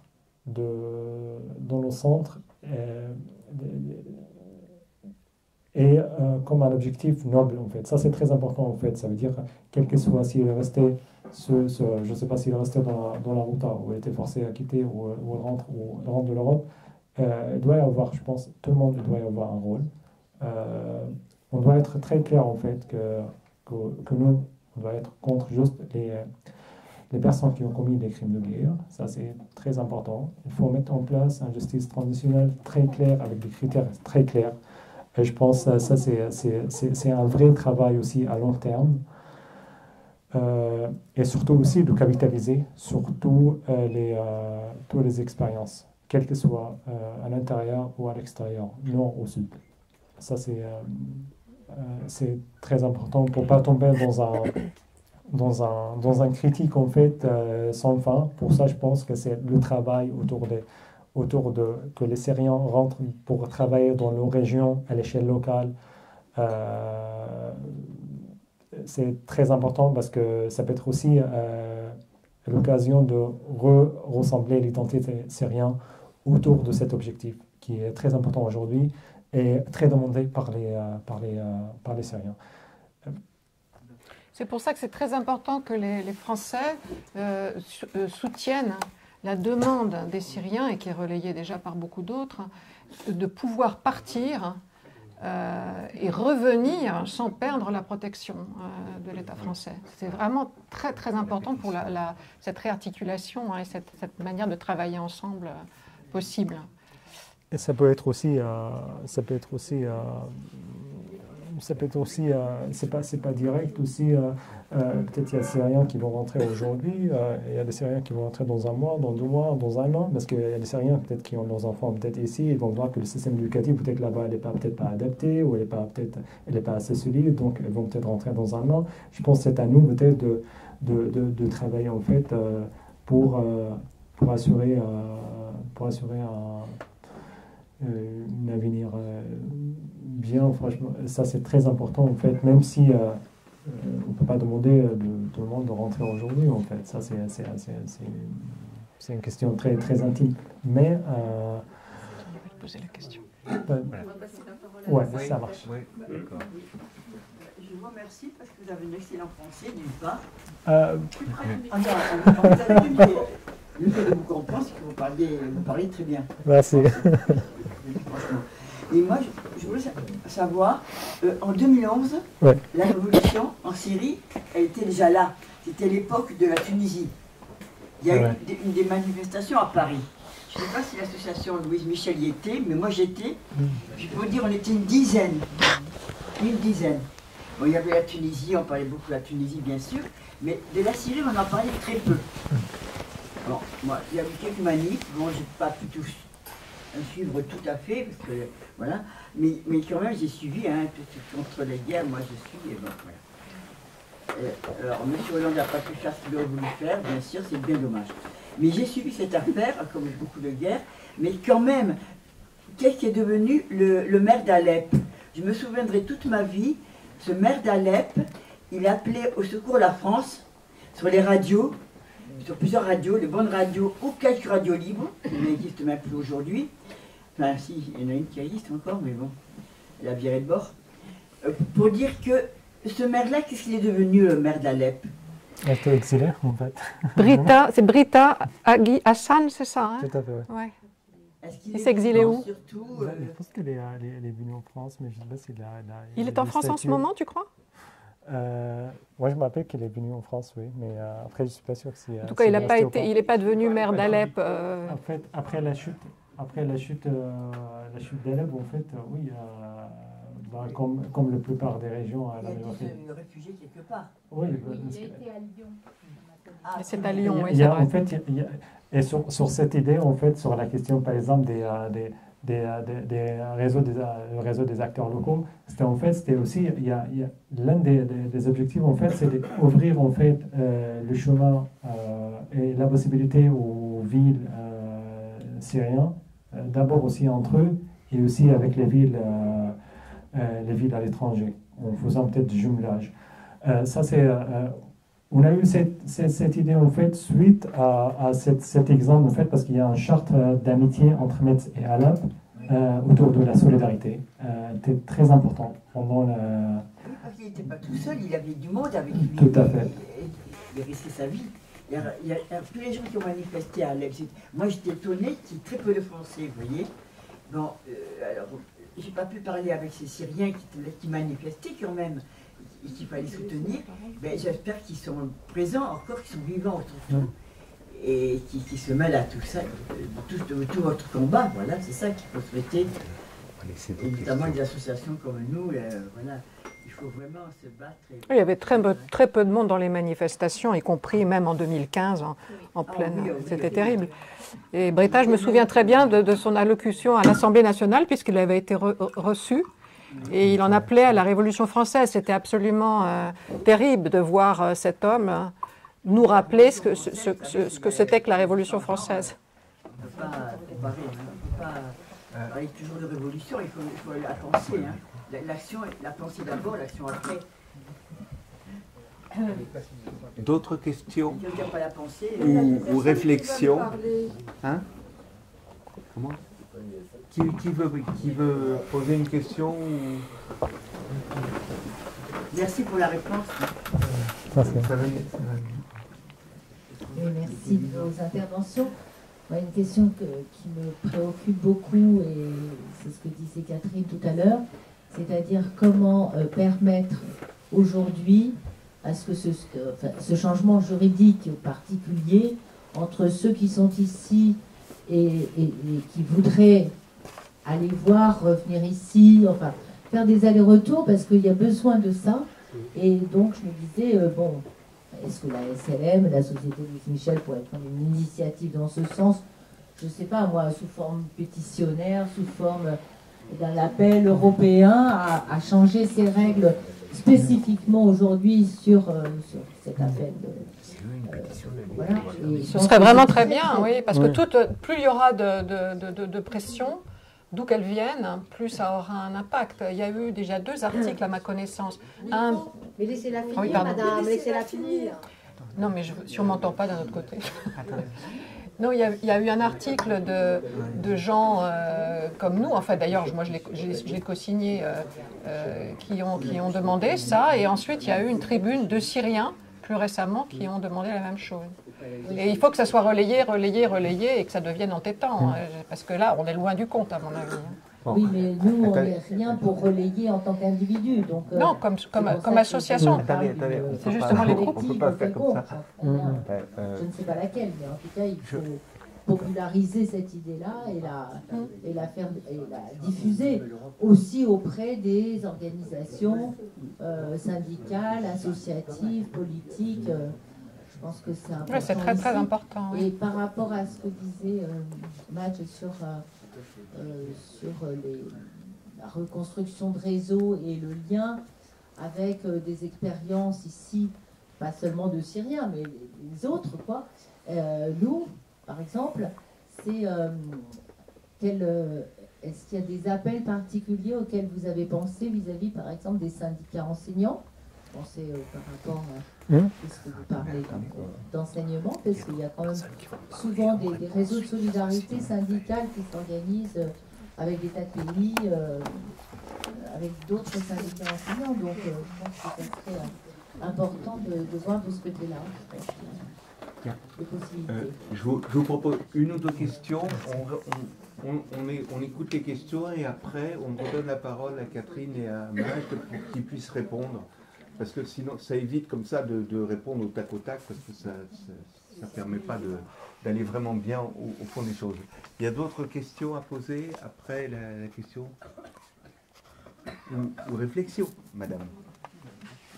Oui, dans la suite de cette question, il me semble que j'ai posé le problème et les amis syriens posent un problème qui est assez inédit, hein, et qui témoigne des difficultés auxquelles on va être confronté quand ils disent, même exilés, si on rentre, on ne veut pas perdre le statut de réfugié.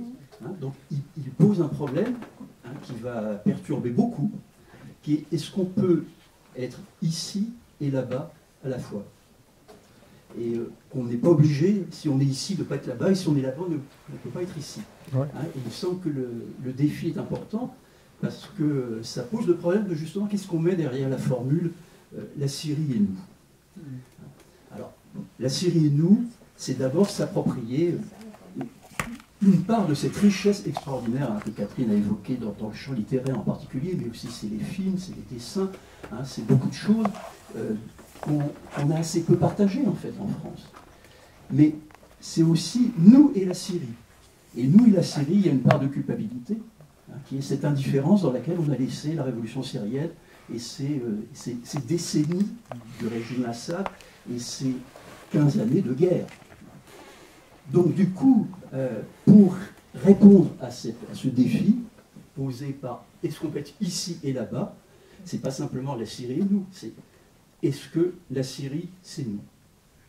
Il me semble que là il y a tout un travail à faire, hein, et qui est difficile. D'autres questions? S'il n'y a pas de questions, moi j'ai une petite remarque. Vous avez sûrement entendu tous ça ce matin, je ne sais pas sur quelle chaîne de radio je l'ai entendu, que les Anglais ont lancé une émission de télé-réalité dont l'objectif est de revivre la vie d'un migrant, de partir de Syrie pour arriver en Angleterre en passant par Douvres ou Calais. Et je ne comprends pas que, déjà, aucun d'entre nous comprend qu'il s'est même plus germé dans le cerveau de quelqu'un, mais que personne ne réagisse. C'est hallucinant, quoi. Est-ce que c'est de la télé-réalité d'être migrant depuis la Syrie jusqu'en Angleterre?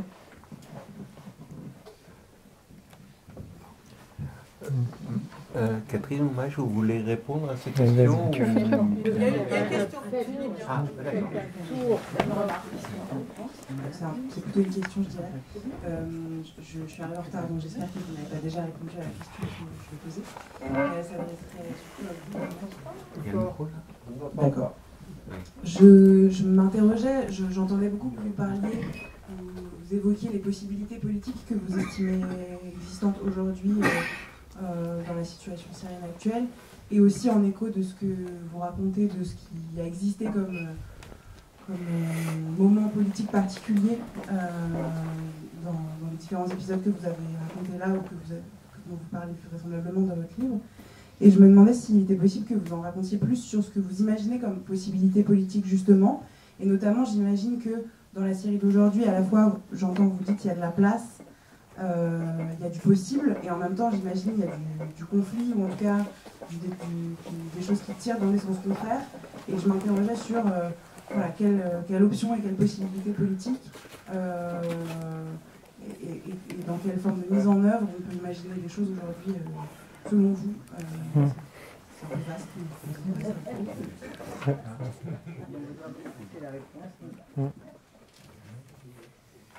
Vous voulez répondre?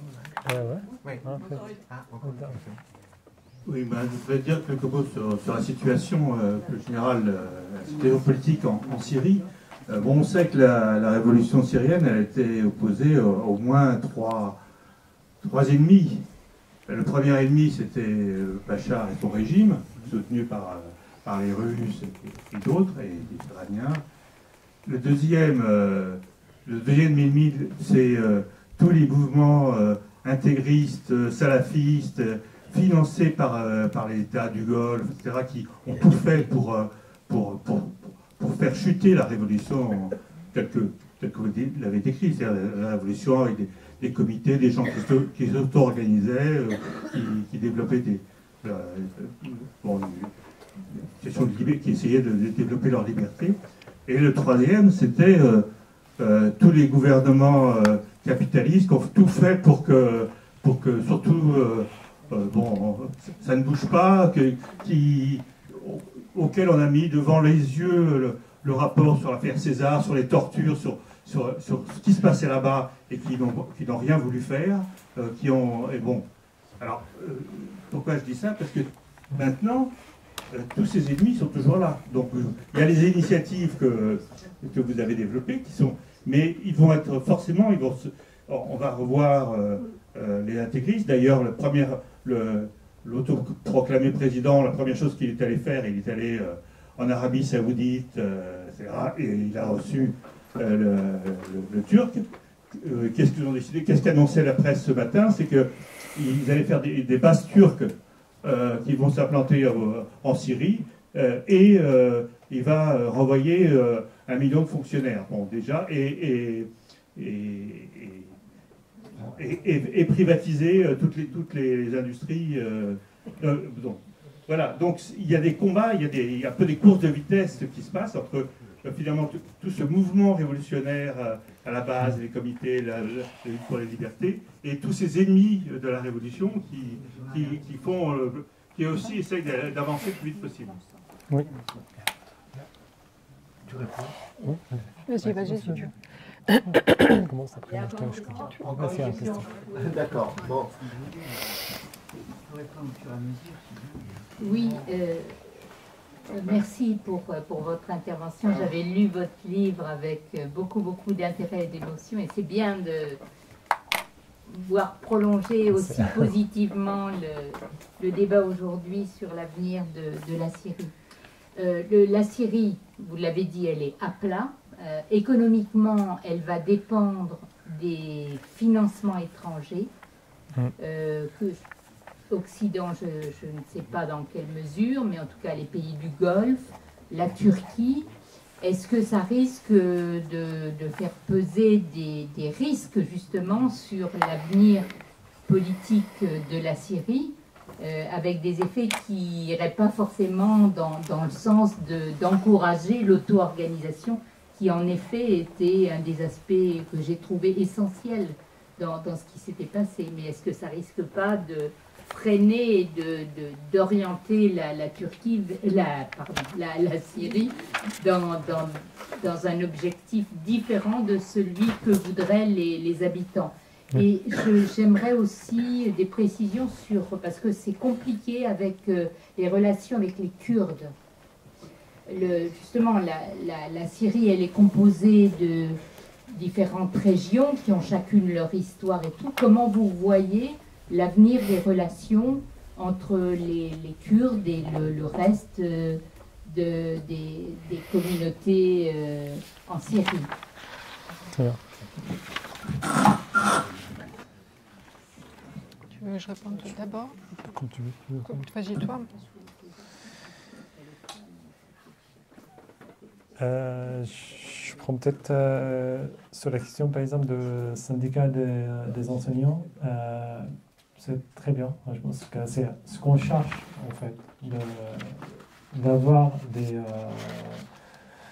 des liens, des partenariats avec tout le monde, je pense.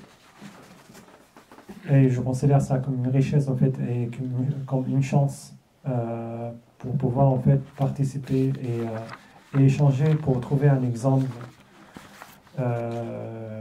qui convient le mieux, peut-être.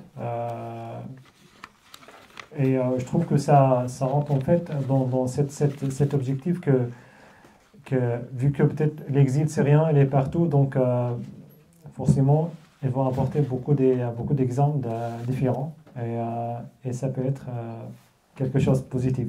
Pour ça, moi j'encourage beaucoup en fait cette idée en fait que peut-être laisser la possibilité aux Syriens de rentrer chez eux parce que vu que la tragédie ou l'exil syrien qui est presque partout, moi j'ai une famille par exemple, une partie de ma famille au Japon et une autre partie en Allemagne et une troisième partie en France et une partie en fait en Égypte, en Turquie, c'est juste une famille.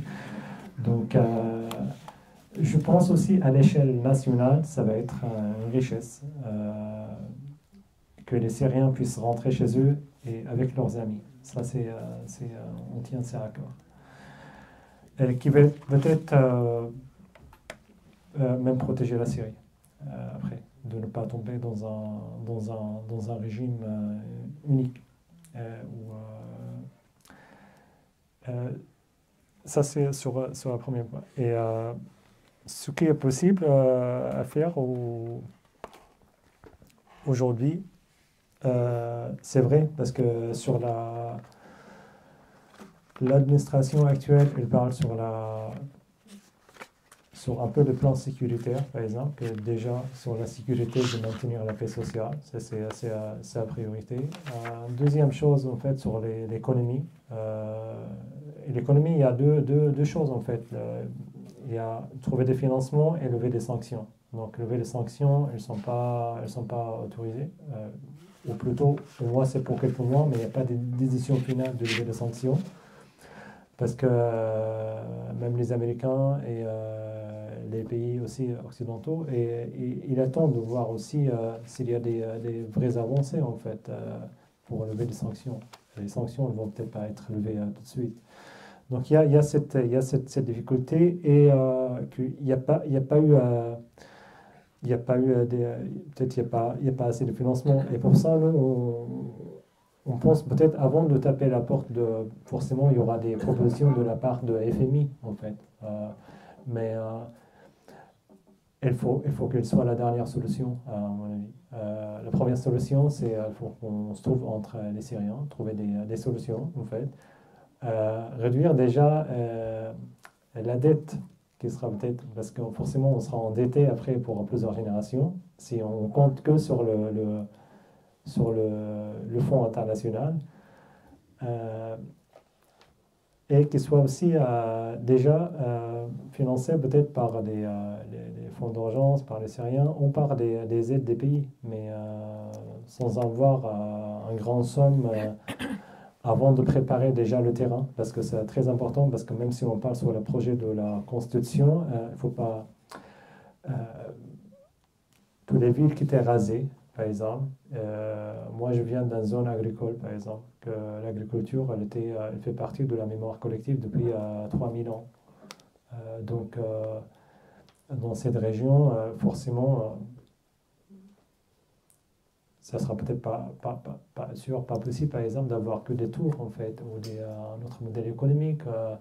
Il faut qu'elle soit aussi en lien avec la mémoire collective, le patrimoine local. Et ça, en fait, et on pense aussi par le travail à l'échelle locale. Ça va donner aussi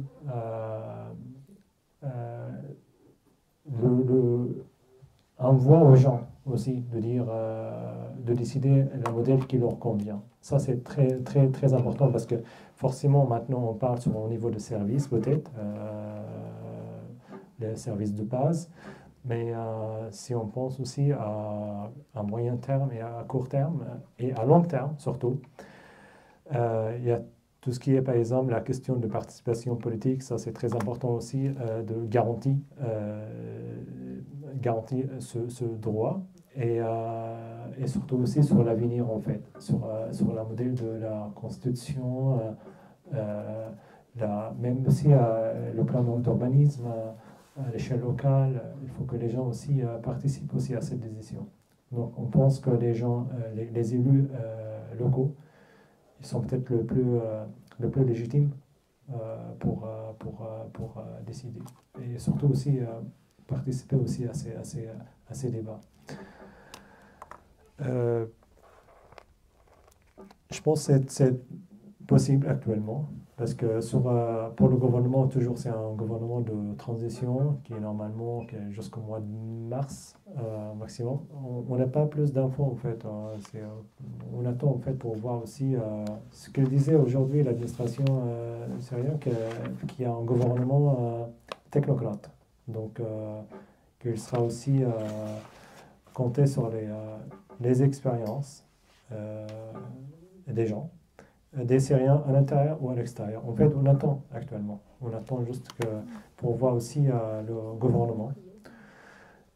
Qu'on espère aussi qu'il soit aussi très, très bien composé dans le sens de la diversité des expériences, parce que il faut profiter de toutes ces expériences, malgré la guerre, la douleur, tout ça.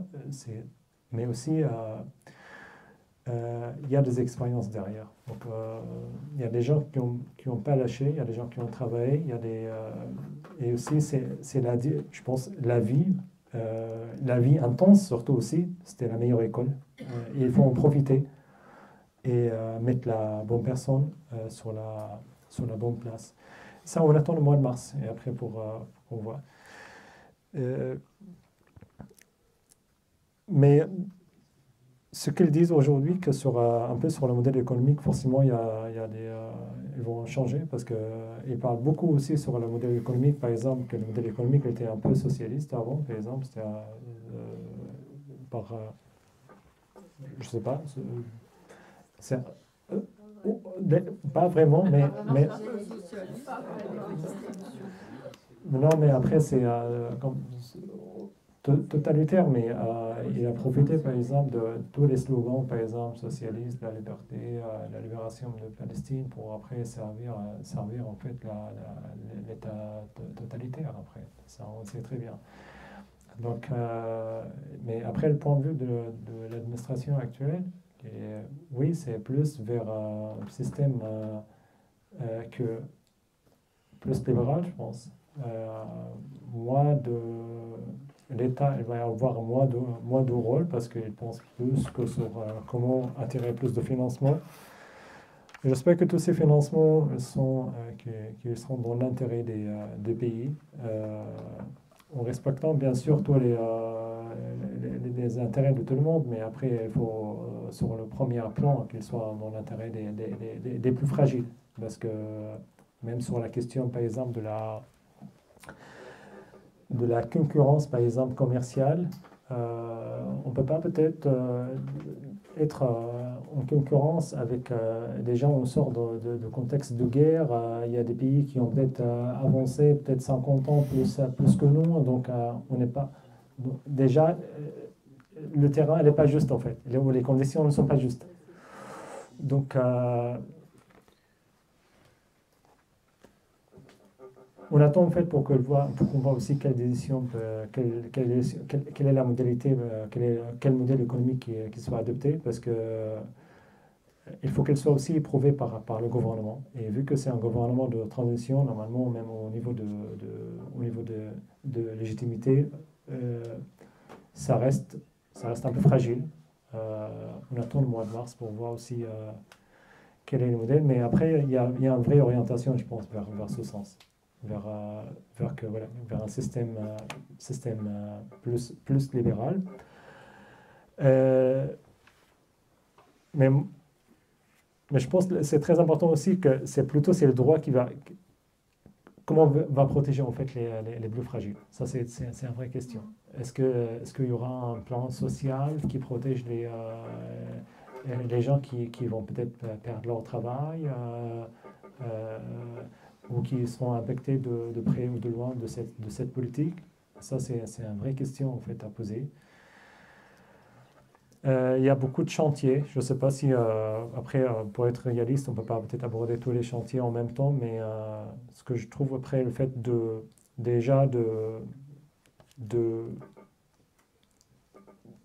mettre tous les partis militaires dans un seul armée, ça c'est un avancement. Et j'espère aussi que la négociation avec les partis kurdes, même au moins avoir un compromis en fait. Ça c'est très important, trouver un compromis entre l'administration actuelle et les Kurdes.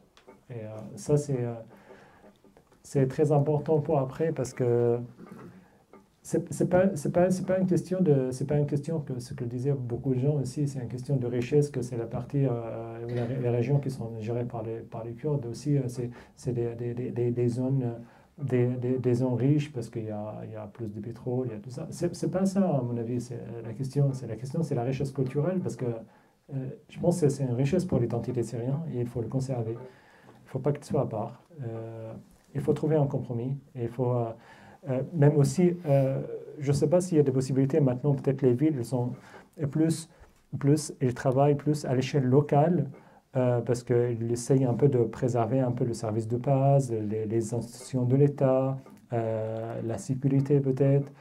Ils ont pris plutôt par l'urgence, mais moi j'aimerais bien aussi que, je ne sais pas, d'avoir même que les villes de sud ou de n'importe quelle ville voient que la question, par exemple, de nord-est, c'est une question essentielle, même aussi d'organiser des visites essayer peut-être de réduire cet écart, en fait, et cette gap, en fait, entre les régions, qui était créée aussi pendant toutes ces années de la Révolution et de guerre après. On compte, j'espère qu'il y aura des initiatives en fait pour un peu retisser le lien entre les villes et essayer de faire un peu de médiation en fait pour trouver un compromis. Tout est flou pour l'instant sur la question un peu de l'État entre Damas et la partie ou la zone nord-est. Personnellement, j'espère qu'on va arriver parce que je considère que c'est comme richesse, c'est pas économique forcément, c'est une question richesse culturelle et c'est là où je pense que la révolution aussi, on va dire qu'elle va gagner, par exemple. Ça c'est très important et c'est en cours. Après, on attend et avec beaucoup d'espoir et peut-être un peu d'inquiétude, mais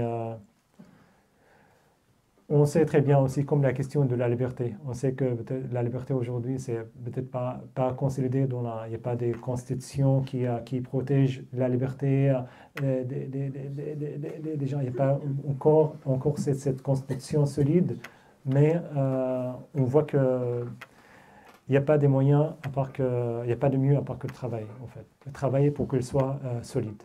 Et ancré dans le cerveau, dans la mentalité, dans la culture, et puis dans la constitution après.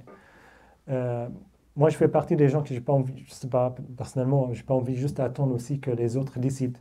Je vais travailler et après on va voir qu'est-ce que ça va donner. Bon, je ne sais pas si j'ai répondu à toutes les questions, j'ai essayé, mais je laisse un peu les paroles à Catherine. Merci.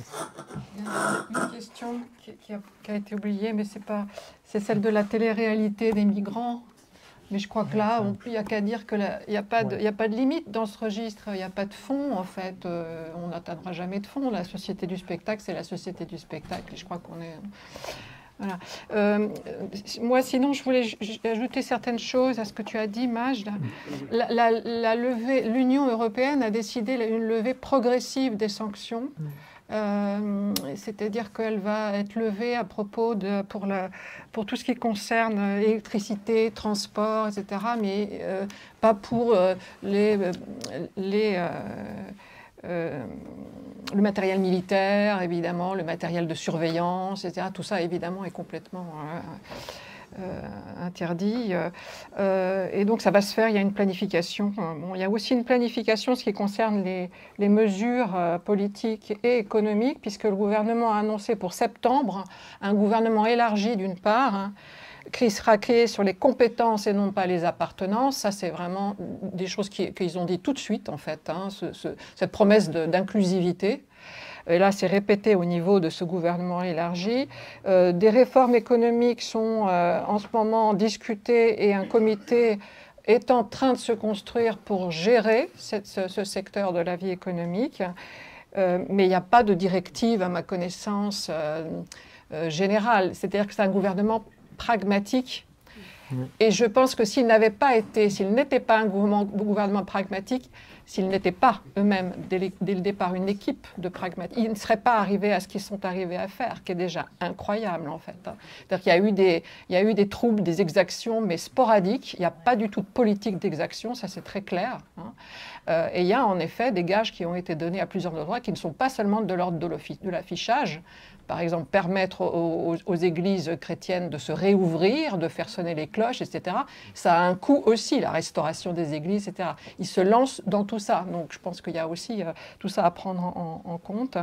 Il a annoncé donc pas, on devait, parce que la création d'une assemblée constituante a été demandée, ça s'est reporté, c'est pas encore en vue, mais il va y avoir une déclaration prochaine en préparation en ce moment qui donnera des directions vers une nouvelle constitution, mais il a reporté la nouvelle constitution à 4 ou 5 ans. Et puis, de toute façon, il y a toute la question du recensement à faire dans ce pays avant des élections, etc. Donc il y a vraiment des vraies difficultés qui sont à prendre en compte, mais c'est sûr qu'à la fois c'est un pays à terre, c'est une catastrophe, c'est un pays sinistré, mais c'est aussi un pays où il y a des possibilités, c'est-à-dire, bien sûr ça c'est est-ce qu'on y croit, est-ce qu'on veut y croire, là on a un croyant et c'est génial, mais c'est ça, il y a des chances, quoi, il y a des chances de faire autre chose. Par exemple, la Syrie et nous, cette histoire de être ici et là-bas à la fois, en effet, c'est très compliqué, c'est presque impossible dans l'état actuel de garde-frontière que l'Europe est devenue. Mais c'est justement ça que essaye de penser Yassine Al-Sel dans ce bouquin-là, c'est qu'il faut forcément, ce qui s'est passé pour les Syriens et ce qui se passe aujourd'hui pour la Syrie, nous oblige à changer le monde. Le monde ne peut pas perdurer dans l'état où il est. De manière très empirique, par exemple, pour les Syriens, moi j'en connais beaucoup qui ont maintenant des enfants français, devenus français, ou qui sont carrément nés en France, quoi. Ou des gens qui me disent « je ne peux pas choisir, je vais être obligé de vivre aux deux endroits. Je vais forcément faire de ma vie un passage continuel entre les deux pays. » C'est donc une expérience, en fait, dont il va falloir tenir compte. Je ne sais pas s'il y aura la possibilité politique et juridique d'intégrer cette expérience-là, très particulière, c'est-à-dire d'avoir été exilé pendant 15 ans, ou 10, ou 8, ou 7, etc., et de vouloir revenir, mais sans complètement briser les attaches en France, ça devrait être rendu possible.